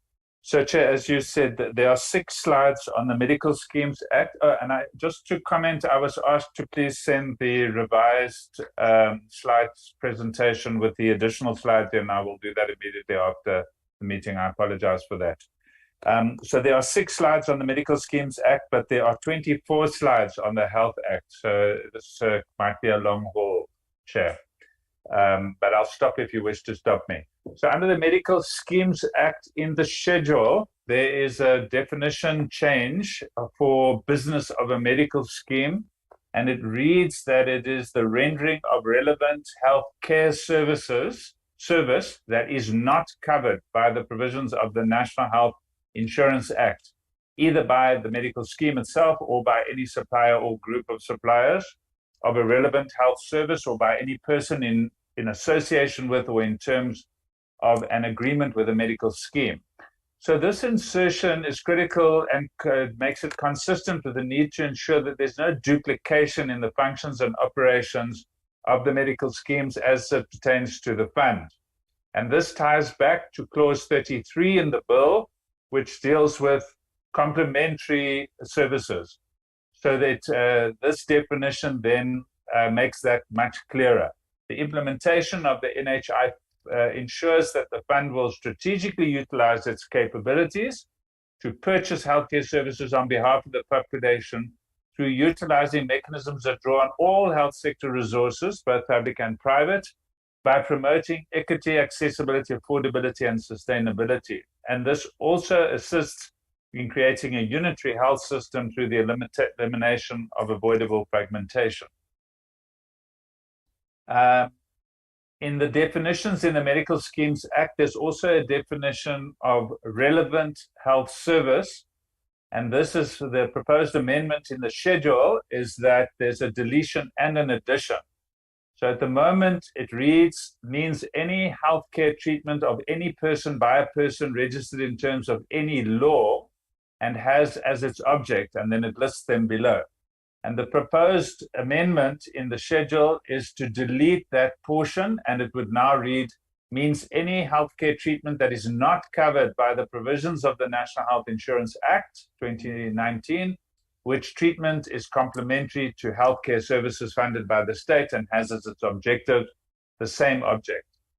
So the purpose of this deletion is to remove any biases that may arise of healthcare treatment being provided arbitrarily to persons registered outside of the statutory laws that regulate who can provide healthcare services. And the insertion puts into effect clause 33, which is the complementary cover clause in the main body of the bill. So make sure these two pieces of legislation do not have different definitions. There are further definition changes that are proposed under subsection E of the definition of relevant health service. So there's a proposed definition deletion of subsection D, which currently says the giving of advice in relation to or treatment of any condition arising out of a pregnancy, including the termination thereof. And in E, at the moment, reads the prescribing or supplying of any medicine, appliance, or apparatus in relation to any such defect, illness, or deficiency, or a pregnancy, including the termination thereof. And subsection F of the definition is nursing or midwifery, and includes an ambulance service and the supply of accommodation in a private institution, establishment, or registered in terms of any law, and it ends off including or by a pregnancy. The definition changes that are proposed are to remove the specific reference to pregnancy and terminations thereof, to delete the word top up, and to delete the word private, and then to insert under the definitions under F, nursing and midwifery subject to the provisions of the National Health Insurance Act may include complementary and ambulance services and so forth.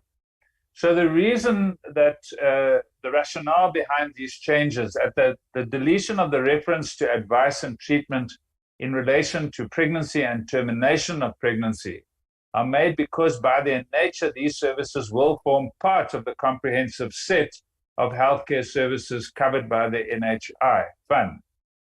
So it doesn't need to be specified separately. It is not necessary to ring-fence such key healthcare services, since these services should be comprehensively accessible to all those who are in need of such services. Then the proposed words top up should be, the reason for removing them is because there are no references to this in the National Health Insurance Bill, nor in fact in the Medical Schemes Act. And furthermore, it's proposed that the use of the term private should be deleted, since all establishments, public and private, that are certified and that are accredited will be providing services within a unitary health service offering, and not only private institutions.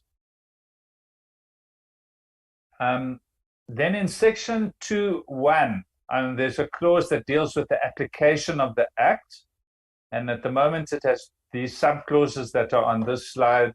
The first subclause 2.1 reads, if any conflict relating to the matters dealt with in this Act arises between this Act and the provisions of any other law save the Constitution, or any other Act expressly amending this Act, the provision of this Act shall prevail.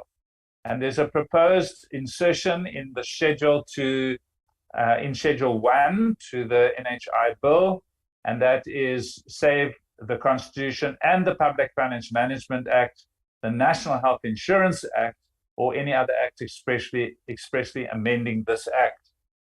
And then subsection 2, which reads, at the moment, this Act shall also apply to a medical scheme established by any organ of the state, including those medical schemes established under Section 22G of the Labor Relations Act of 1995.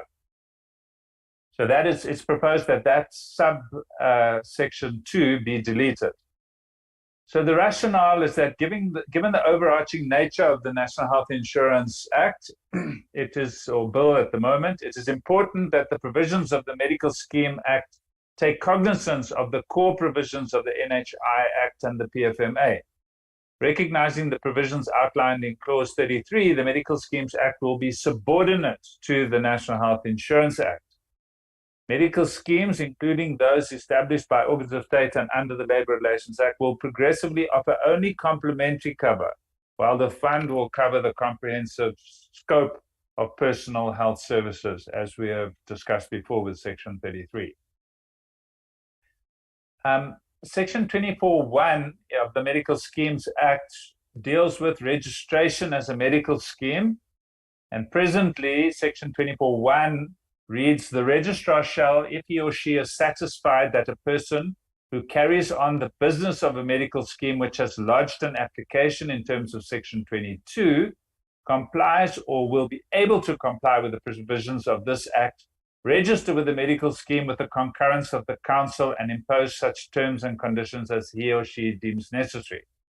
In the schedule, it says there's an amendment with a proposed amendment with an insertion, as well as with the provisions of the National Health Insurance Act. So not just the Medical Schemes Act, but the National Health Insurance Act. The rationale is that the Registrar of the Council for Medical Schemes must ensure that once the NHI Act is promulgated, the medical schemes industry starts operating in a manner that reflects the provisions of the NHI Act as described in Clause 33 of the NHI Bill and the related regulations. This will ensure that through the phased implementation of the NHI, the country progressively eliminates the fragmentation in the funding and purchasing of healthcare services, and thus achieves a unitary health system founded on the principles of social solidarity and efficiency. The current Section 31 of the Medical Schemes Act deals with the approval and withdrawal of benefit options.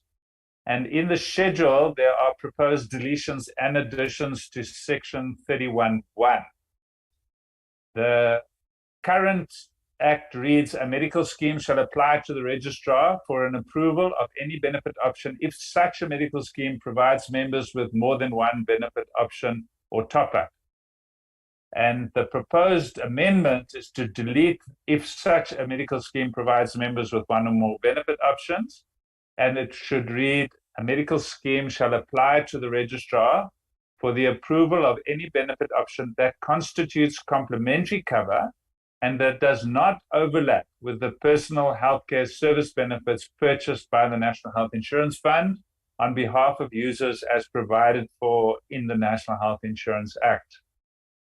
The rationale is that this amendment enables the realization of the NHI Act's provision in Clause 33 and the related regulations. And by so doing, creating a national health system where medical schemes only offer complementary cover to ensure, creating a health system where medical schemes only offer complementary cover to users is a key step in eliminating fragmentation and promoting the efficient and effective use of the whole available health resources. Okay, so those are the slides on the Medical Schemes Act. We'll move to the National Health Act. Here there are 24 slides because there are many proposed amendments. I'll go a little bit slower through these ones.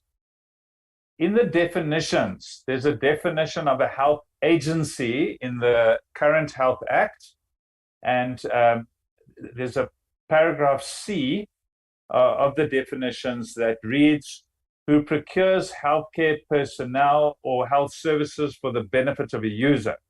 So health agencies are persons or entities who procure healthcare personnel or health services for the benefit of a user. And the proposed amendment is to extend that definition by the words in red, excluding the National Health Insurance Fund established by Section 9 of the National Health Insurance Act and its functionaries. The reason for this is the amendment is made to ensure that the fund itself is excluded from being categorized as a health agency, as the current definition in the National Health Act does not make this differentiation. The next section of the National Health Act of 2004, which is in the schedule with an amendment to section 21(2), and we'll come to subsection after subsection A, there's an addition and then an amendment to subsection B. These are the next few slides deal with the general functions of the National Department of Health. So in subsection 1, there are various functions of the department, and the proposed addition under 6A, capital A, is to develop and manage the National Health Information System. And the reason for this is that the amendment, as it's inserted, will affect the clause 31(2) of the National Health Insurance Bill to prevent duplication of services and the wasting of resources. It is premised on section 32(1), which in the NHI Bill also lists roles of the departments and its functions. So it's to make sure that they are the same and not overlapping or with gaps. Also in section 21(2), there's a subsection C, a function of the National Department currently to promote adherence to norms and standards for the training of human resources for health. And the amendment that is proposed is to strengthen it, that it reads, promote adherence to norms and standards for training of human resources for the health sector for the purposes of rendering health services. And the amendment is inserted to affect the provisions of clause 32(1), A and B of the NHI Bill on norms and standards, and also human resources planning, development, production, and management across the whole health sector. In section 22, subsection 2, which continues with the general functions of the National Department, there are a number of amendments that are proposed in the subparagraphs. This is subparagraph. We'll deal with subparagraphs L to R. There aren't the other amendments we've already dealt with. So subsection L, the function is currently to coordinate the health services rendered by the national department with the health services rendered by the provinces and provide such additional management service as may be necessary to establish a comprehensive national health system. And the proposed amendment in the schedule is the deletion of the health services and then an introduction of new words. So it would now read, coordinates the health services rendered by the national department with those rendered through provinces and district health management office and such additional health services as may be necessary to establish a comprehensive national health system. The rationale behind this amendment is to affect the provision of clause 32(1)(c) of the NHI bill on the role of the department, again to harmonize with those roles that are listed in coordinating the health services rendered by provinces, districts, and municipalities. In the same section 22(1)(2), subsection M, it is proposed an insertion of a new function for the National Department of Health to plan the development of public and private hospitals, other health establishments, and health agencies. And this amendment is inserted to affect the provisions of clause 32(1)(d) of the NHI bill, where it is the functions are the development of public and private hospitals and other establishments and health agencies. And subclause N is a proposed new amendment in the schedule for the National Health Act. And it reads, control and manage the cost and financing of public health establishments and public health agencies. And this amendment is inserted to give effect to clause 32(3) of the NHI bill, which states that the functions of provincial departments must be amended to comply with the purpose and provisions of the NHI Act. So these changes I'm reading are to harmonize with the NHI bill. I'll read O, P, and Q, which are also proposed additions to the functions of the National Department in the in the National Health Act. O reads, develop a national policy framework for the procurement and use of health technology. And that's to harmonize with clause 38 of the NHI bill to align with the roles and functions of the Office of Health Products Procurement. Subclause P, to develop guidelines for the management of health districts. And this amendment has been inserted to affect provisions of clause 32(2)(c) and clause 36 of the NHI bill on services to be provided within the health district and on the establishment of the District Health Management Office.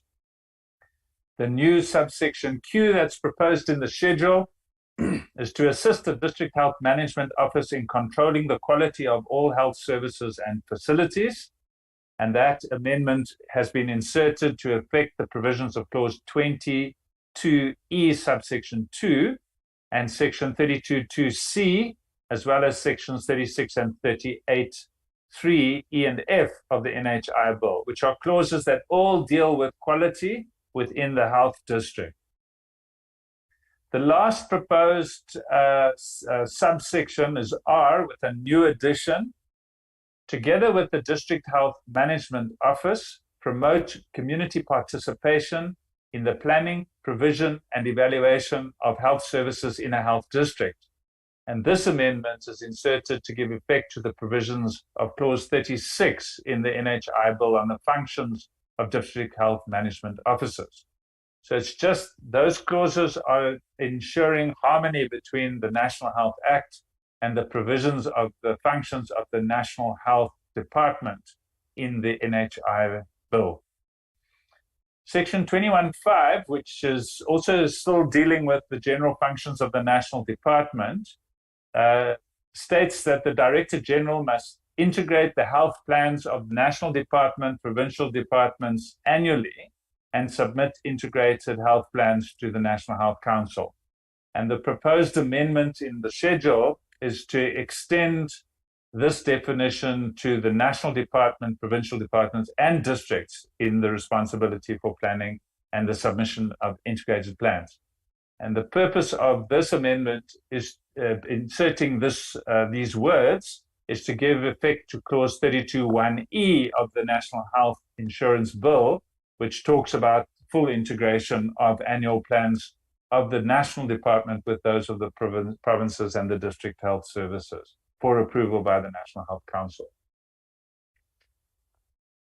Okay, so now we move off the functions of the national department to the amendments in the schedule to the role and functions of the provincial health services and the general functions of provincial departments. They are dealt with in section 25 of the National Health Act, where subsection 2, there are a number of amendments proposed, and they are in the schedule. Those that are struck out and in red are deletions as per the rest of this document. So what is proposed here in this amendment is the head of a provincial department must, in accordance with national health policy, and it says currently the relevant provincial health policy in respect of or within the relevant province, then it lists a number of functions from A, B, C, D, E, F, G, and we'll look at all of them in a moment. So the proposed amendment to the introduction to these sub-clauses would now read, the head of a provincial department must, in accordance with the national health policy and relevant provincial health policy, perform such health functions within the relevant province as may be prescribed. And the listing of these functions, some are deleted and there are proposals to amend wording.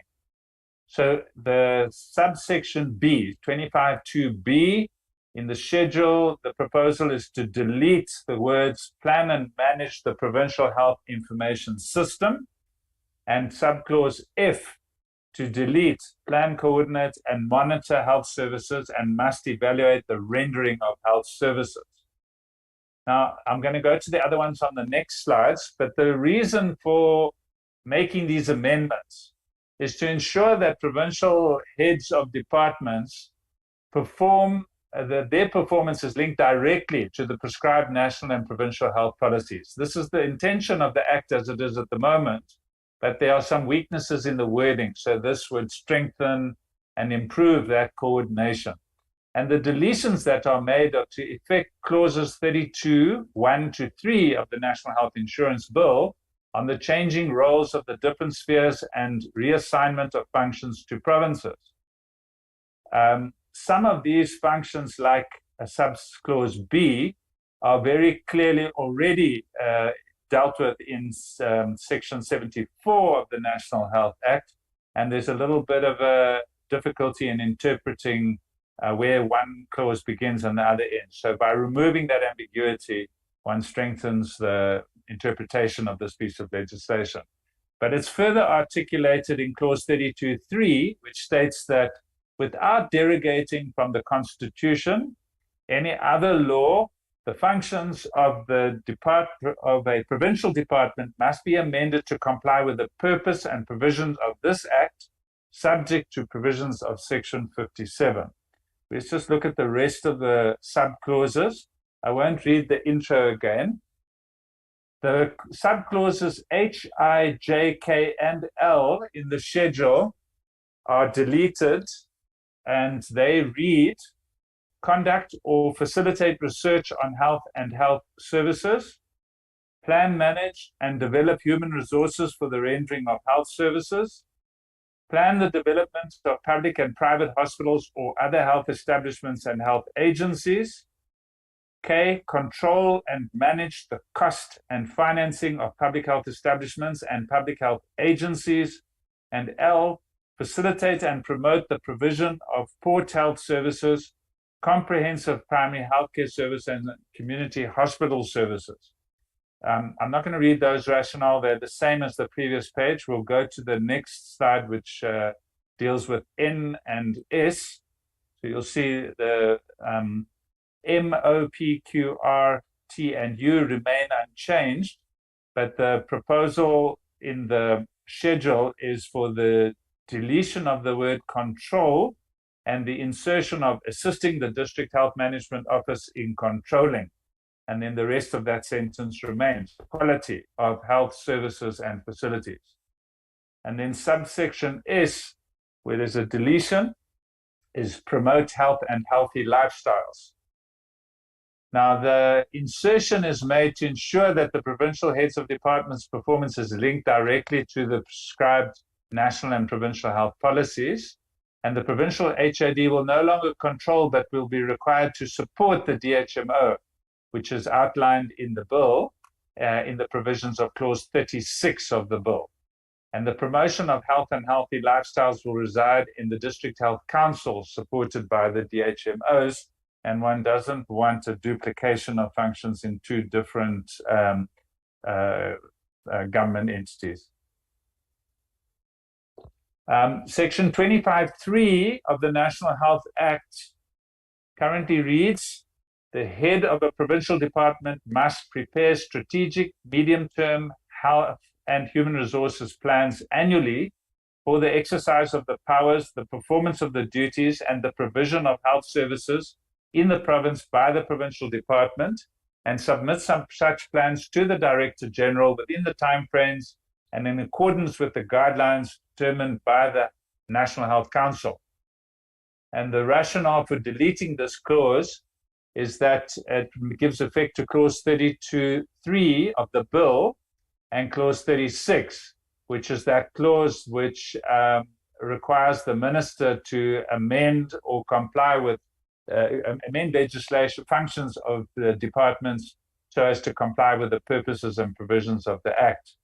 And the deletion is meant to strengthen the provisions of clause 36 on the changing role of the provinces and the envisaged functions of the District Health Management Office, which we've been through in the body of the bill. Okay, we now move to section 27, which deals with the functions of Provincial Health Council. Dr. Chris, Chair? just give me a moment. I'm trying to gauge where we will be. How many slides are we now into the National Health Act? We're on 38. I'll tell you now, Chair. 38. We're on slide 38. So we've done 1, 2, 3, 4, 5, 6, 7, 8, 9, 10. Chair, we've done 11. Out of? 11 out of 24. We're almost halfway on this, Chair.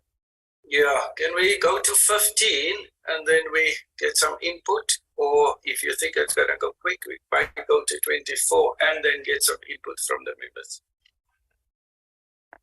Okay, Chair, what we can do is the District Health Management Officers are now coming up. So maybe we must just deal with that, which is section 31. It's a further, now we've got to do section 27 first. So there's 27 and then 31, and 31 is still quite a few slides. So maybe, Chair, we should stop after the 2 slides on section 27. Yes, so we have some discussion and then we get through the others. Thank you. Okay, Chair, thank you. So I'll deal just with these, and I apologize. These were the slides when we put the different inputs together. We omitted these, and I apologize for that. So section 27.1 has amendments to functions of provincial health councils. The current reading of the Act, the National Health Act, is that Provincial Health Council must advise the relevant member of the Executive Council on, and then it lists a range of matters to be advised on. And under subsection A, policy concerning any matter that will protect, promote, improve, and maintain the health of the population within the province, including. So that portion remains. And in the amendments, it's proposed to delete subclause 1 and 2 of subsection A, responsibilities for health within the province by individuals and the public and private sector, targets, priorities, norms, and standards within the province relating to the equitable provision and financing of health services. Then it leaves subclause 3 and deletes 4 and 5. Subclause 4, human resources planning, production, management, and development. And sub 5, development, procurement, and use of health technology within the province. There are further subclauses. Maybe I'll go through all of them and then I'll return to the rationale. Also part of that sub A as subsection V11, so 7, would remain, and that is the design and implementation of programs within the province. But sub 8, financial and other assistance received by the province from foreign governments and intergovernmental or non-governmental organizations, the conditions applicable to receiving such assistance, and the mechanisms to ensure compliance with these conditions. It's proposed that that be deleted. That clause 9 remain, dealing with epidemiological surveillance and monitoring of provincial trends with regard to major diseases and risk factors for disease. And then I'm not sure why these are sub B. And then B, C, D, E, and F are not part of those other subs.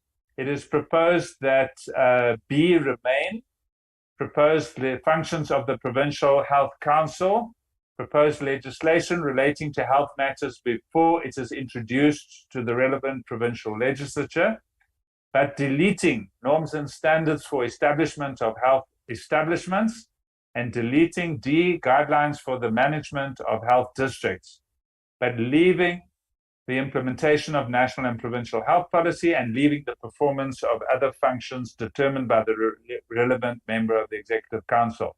So the rationale of these amendments to the functions of the provincial health councils is that these deletions are made to affect the provisions of clause 31.2 of the National Health Insurance Bill, where the minister is responsible for clearly delineating the respective roles of the national and provincial departments.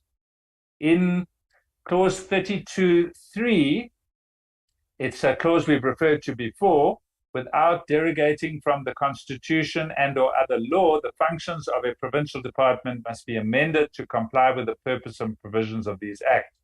So those subsections which are in the schedule and shown to be deleted are functions that are centralized in lines with the provisions in clause 32.2 and 3 of the NHI bill, but that may then be delegated to provinces as provided for in clause 32.2a.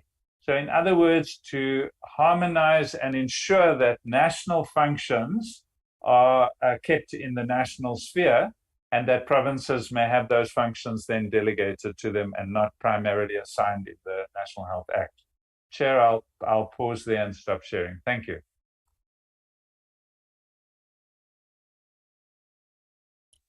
Thank you very much, Dr. Chris. I'm going to take some hands. Honorable Members Gela, Clark, Kaba, Munyai, Siwela, Wilson. Any other hands? Gela, Clark, Kaba, Munyai, Siwela, Wilson. In that order, honorable members. Howard. Thank you very much, Chairperson. Chair, firstly, I want to support the presentation as been presented to us, these slides, but to also put my input. The ANC support amendments made in slide 23 on the definition of relevant health services. Under NHI, medical schemes will only complementary cover. We also agree that the reference to private institutions as the only platform that can provide complementary nursing and midwifery services need to be amended. There are providers in the public and NGO sector that could also provide this complementary service. That will be my first submission on slide 24, Chair. Secondly, Chair, the amendments to the role of national and also provincial levels of government are consistent with the restructuring process under NHI. National and provincial government have concurrent functions as reflected in the amendments to the Medical Schemes Act, which is slide 28, Chair. I also support the amendment because it ensures that pregnancy services are treated as part of the NHI package. This country has a policy of a free care for pregnant women and children under 6 years. The NHI extend these services by making them available to all. No need intermise these services when the NHI will cover this service. Furthermore, the public and private sectors will form part of the NHI. No need to list it separately. It must be deleted, Chair. So I submit, Chair. Thank you very much.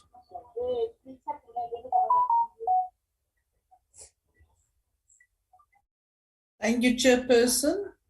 Page 22, changes to the Medical Schemes Act. The queries relating to clause 33 of the NHI must be answered first before these amendments can be made to other legislation. And then page 23, it is not necessary to ring-fence such key health services since these services should be comprehensively accessible. We need to know categorically what are these services and what will be offered. To date, there has been no list of procedures that will be allowed by the fund. We cannot be going around and deleting particular types of treatment, especially those involving women's bodily integrity, without knowing exactly what will be followed and what will be allowed. Page 23, continued subsection F, removal of private. What happens where the fund does not provide a particular service? Would the removal of private affect the ability to obtain healthcare from a provider who is not aligned with the fund? Number 24, should this act still not apply to government medical aid who provides a top-up? This is per the state's own explanation where medical aids will offer complementary cover.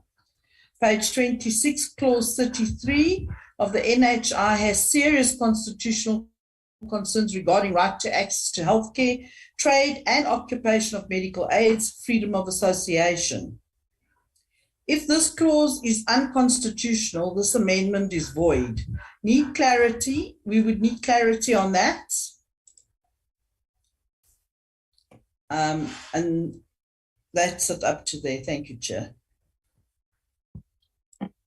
Thank you, Chair. I rise in support of presentation as made by Honorable Geller. I think the department is presenting quite very well. Chair, I would subject myself to slide 21 to slide 26, of which ANC supports this presentation. And ANC notes that the objectives of the NHI bill is to provide universal access to quality healthcare for all South Africans as enshrined in the Constitution. The NHI bill seeks to achieve this by ensuring that no one is deprived of the above-mentioned rights because of their socio-economic status. On public health fund, it's rated with adequate resources to plan for and effectively meet the health needs of the entire population, not just a selected few. And the ultimate goal is to achieve a universal health coverage, Chair. To prevent fragmentation, there will be one pool of healthcare funding for private and public healthcare providers alike. The cost of our healthcare system, which is currently the most expensive in the world, will be reduced. When people visit healthcare facilities, there will be no fees charged because the NHI fund will cover the cost of people's medical care in the same that medical aids do for their members. NHI will narrow the gap between the rich and the poor in terms of standards of healthcare. South Africans will no longer be required to contribute directly to medical health scheme to get quality healthcare. Recognizing the provisions outlined in Clause 33, the Medical Schemes Act must become subordinate to the NHI Act, as schemes will progressively offer only complementary cover, while the fund will cover a comprehensive scope of personal healthcare services. Chair, recognizing the provisions outlined in Section 33 of the NHI Bill, the medical aid schemes must become subordinate to the NHI Act, as schemes will progressively offer only complementary cover, while the fund will cover a comprehensive scope of personal healthcare services. Chair, as I submit. Thank you. Thank you very much, Honorable Chair. I agree with the content presented by Dr. Crisp on behalf of the department and the areas of deletion until slide 40. I'm rising, Honorable, and again we will submit as the ANC all the content of where we agree and disagree. I rise on slide 20, Honorable Chair. On the general functions of the National Department, Section 21, subsection 2A and B, the ANC support the movement of this function to the National Department. This helped the department on a disparate information system that currently bedevil the health sector, that are not even talking to one another. The ANC also supports the responsibility of norms and standards for the health sector placed squarely in the domain of the National Department. This will ensure that the department is empowered to provide the information on norms and standards when it is required. Again, on section 24(1), subsection 1, registration of as medical schemes, the ANC supports the amendment, and I'll propose to add the following open quote: the provision of the National Health Insurance Act 2019, close quote, because once the NHI becomes into operation, we do not delay the waiting for the changes of the Medical Schemes Act before it's implemented. South Africans have been waiting for NHI for far too long, many years. We need not to delay it further through poor sequencing the implementation. We agree that the insetting NHI in this schedule changes will be able to quickly integrate services between the public and private sector. I thank you very much, Honorable Chairperson. I apologize for the phone that rang and I put it on silent. Thank you.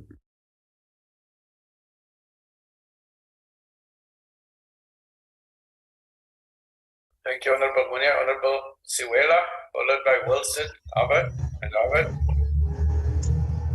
Thank you, Chairperson. Let me also rise to indicate the support of the contribution made by Honorable Kela and Honorable Munyai, and further speak on slide 29. The ANC supports the amendment that includes health services rendered through the District Health Management Office as a structure to be coordinated at the national sphere in pursuit of a national health system. So I submit, Chair. Thanks.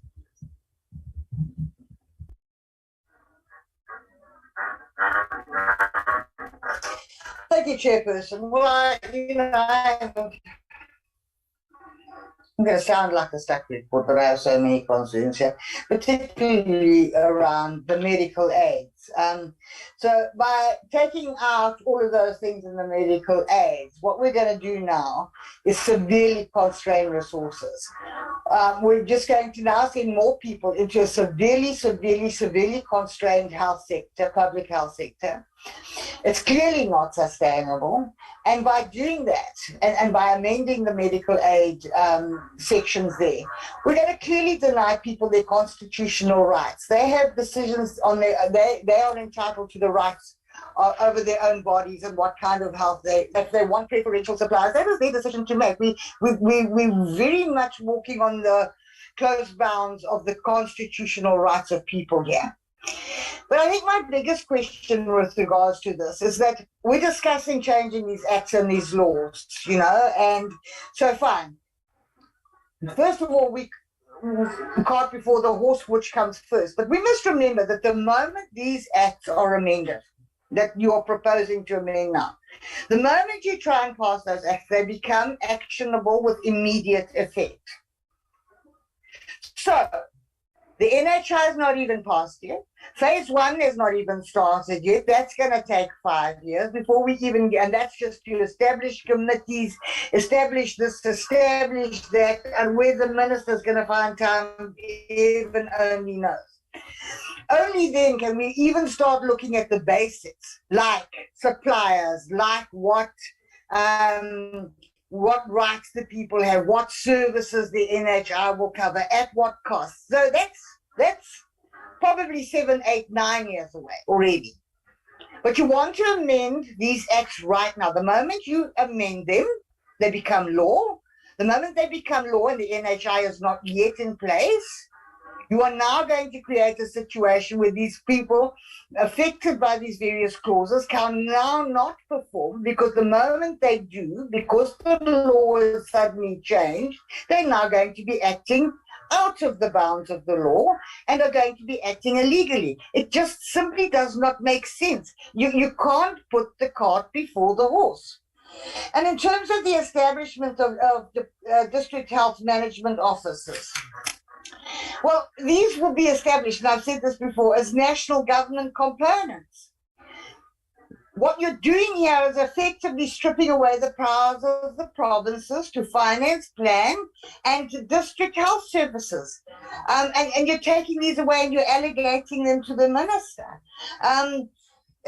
Amendments to this act further stipulate that DHMOs must establish contracting units, which will receive funds determined by a formula from the NHIF to contract primary care providers.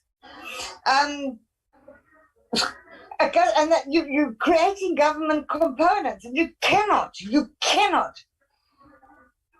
create a government component without a feasibility study. We have not seen one. We have not seen any study of any description.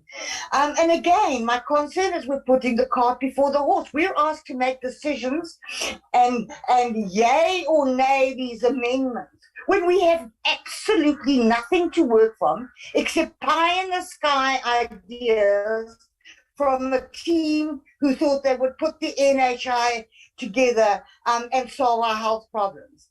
The problems with our health has got nothing, the NHI is not going to solve our problems in health. It quite simply is not. It is going to exacerbate it. You're working from nothing. You're working from a zero base with no evidence to show us why these amendments should take place. There's no feasibility studies. It's becoming laughable. Thank you, Chair.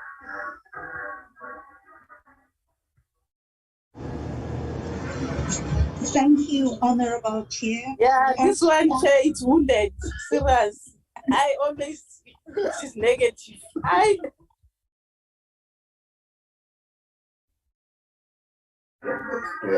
Thank you, Honourable Gela. I appreciate your comments in the background. Honourable Ahmed. Thank you, Honorable Chair. And here, I just fully agree Dr. Chris's proposed amendment on slide 25, 26, 28. Furthermore, ANC agrees that the Correctional Services Act should provide for the application of NHI Act. No inmates should pay because this ensures equity. Secondly, definition A, B, C rendering a relevant health care service that is not covered by the provisions of the National Health Insurance Act 2019 edition is made to ensure there is no duplication between medical aid payment and NHI. Furthermore, NHI will cover all services provided in the public and private sector, and hence no need to cover the same services. On slide 27, on the refined definition of the health agency, ANC is in support of this revision. It would be impossible to have the NHI fund categorized as a health agency when a Schedule 3A entity. Its empowers function has been clearly described in the NHI bill. This is my submission, Chair. Lastly, I rise to support Honorable Gela, Honorable Kaba, Honorable Moyai, and Honorable Siwela's submission. Thank you, Chair.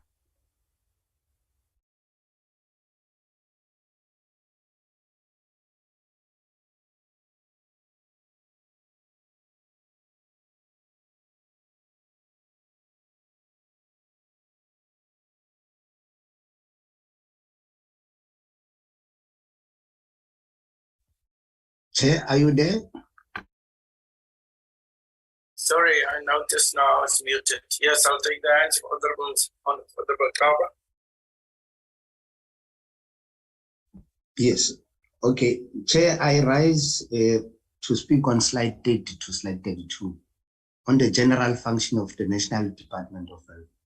The ANC support the inclusion of the functions of planning for the development of public and private health establishments. This gap was identified during the health market inquiry, and the National Department was implored to exercise its responsibility in this area. Chair, we need to remember as a committee that the state currently contributes to medical aid premiums for public servants, including us as parliamentarians. And this bill ensures that we bring equality and equity of access by ensuring all South Africans gain access to good quality health care paid for NHI. So medical aid should provide services that complement but not duplicate the NHI services. If we keep the system as it is, it means we are happy to keep these inequalities where we who have resources get good health care paid by public and deprive them the same care we have. So Chair, I submit. Thank you. And as I support what Honorable Harvard, Honorable Suela, and Honorable Gela had earlier raised. Thank you, sir. Thank you, Honorable Munyai. Hope you lowered your hand. Honorable Chair, I think I want to make the little contribution to say that at the moment, we call on the Department of Health to defend the equity of the hospital when the budget sits with provinces. This change will help the national to plan and to plan health infrastructure. This will be very, very helpful. Thank you. Thank you, Honorable Gela.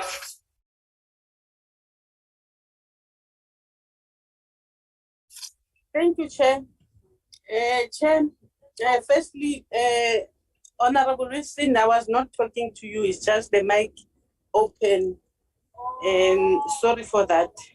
I was talking to somebody. Chair, I want to make submission, follow up, Chair. We are sitting here defending to keep what we have and exclude people who pay for us to have medical aid. what is unconstitutionally about making healthcare accessible to all? This bill of right not required that we progressively make healthcare available for all. Furthermore, Chair, the ANC supports the amendment in slide 30 on the national department being given the responsibility of controlling and managing the cost and financing of health establishment, including on infrastructure. This will ensure that the national department has direct control over how cost of infrastructure is managed. We believe that this is one of the most important reforms that the amendments to the National Health Act can bring about to our health system. I thank you, Chair. My apology, Chair, I'm on my way to Parliament. I'm on the bus. I hope I was audible. Thank you, Chair.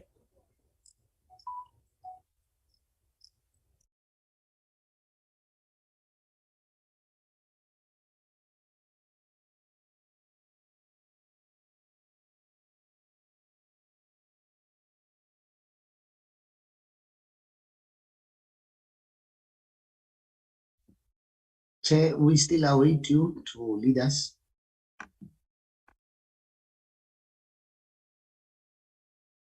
While we are waiting for the chair, I want to support your submission, Honorable Graba, Honorable Suela, and also Honorable Munyai, and also Honorable Harvard.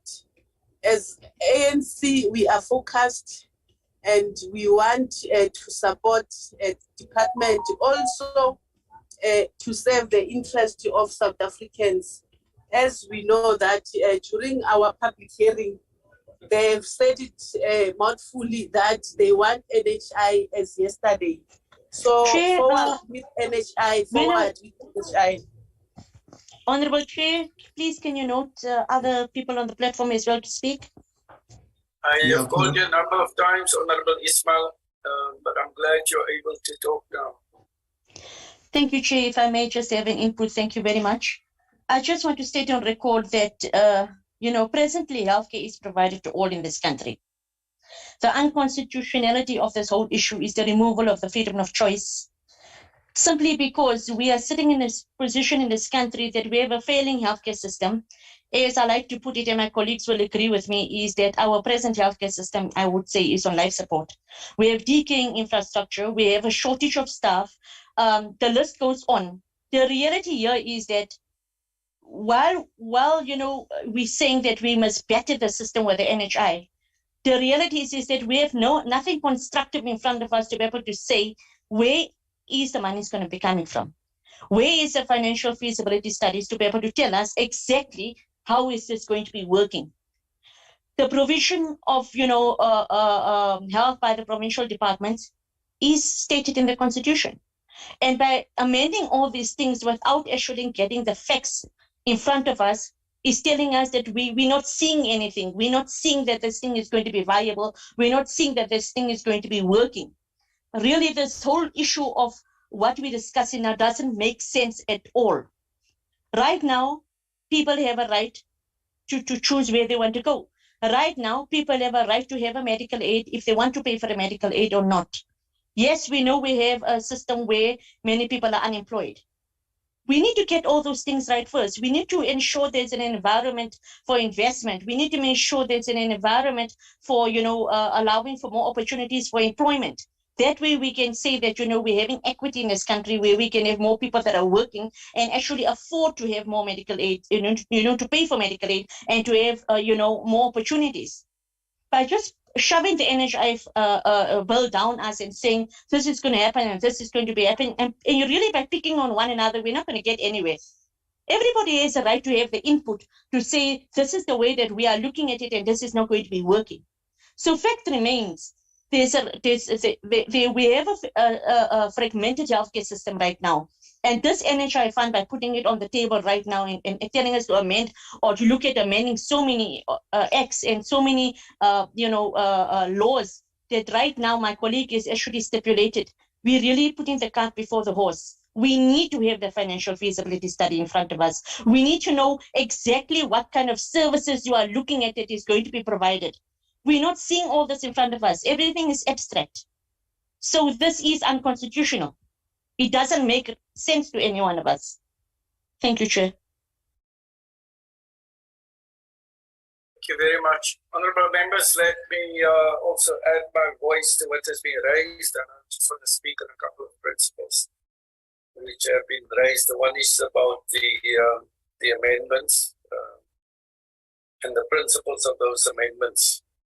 Now, we will recall that in slide 2, these are reflected, and the amendments are to enable transitional arrangements as mentioned in section 57, of which this schedule is therefore part of the bill and should be treated in the manner which we are doing.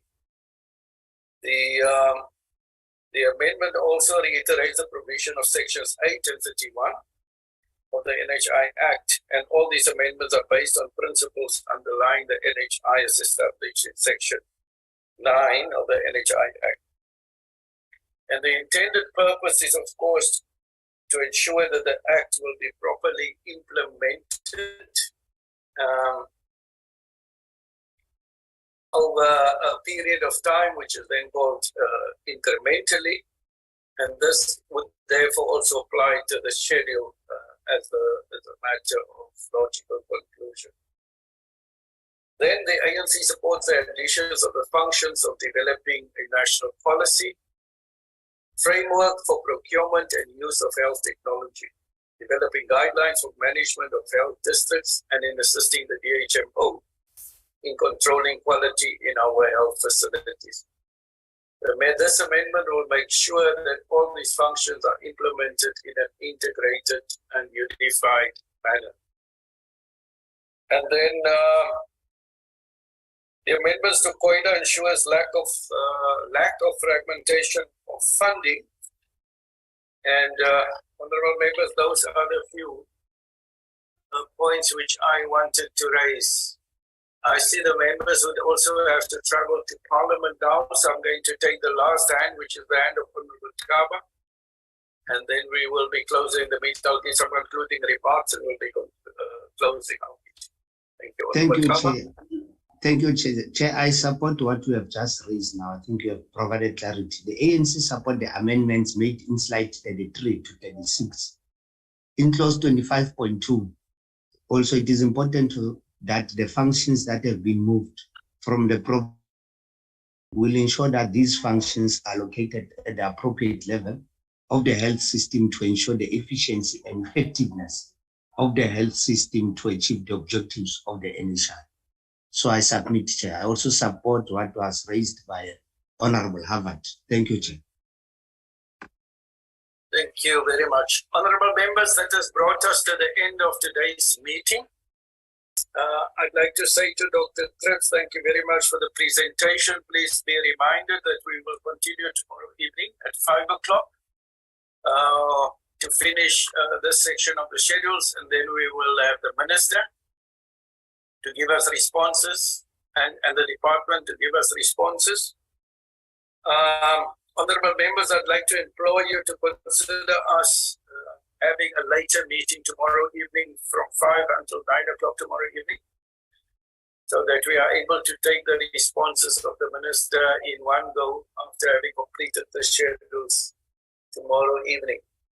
You would also have noticed that I had given you an indication of what is still ahead in terms of this bill and the work that is set before us as the Portfolio Committee on Health. And I would hope that you have really taken this down so that we are able to not spend so much time on the questions which are raised in terms of the process, that you've fully taken on board on what it is we're going to be doing over the next few weeks. That having been said, honorable members, thank you for your time. Thank you very much to the department for coming to do these presentations, to the state law advisors, the Legal Service of Parliament, all other people today in this meeting. This meeting is adjourned. Thank you. Thank you. Thank you, Chair.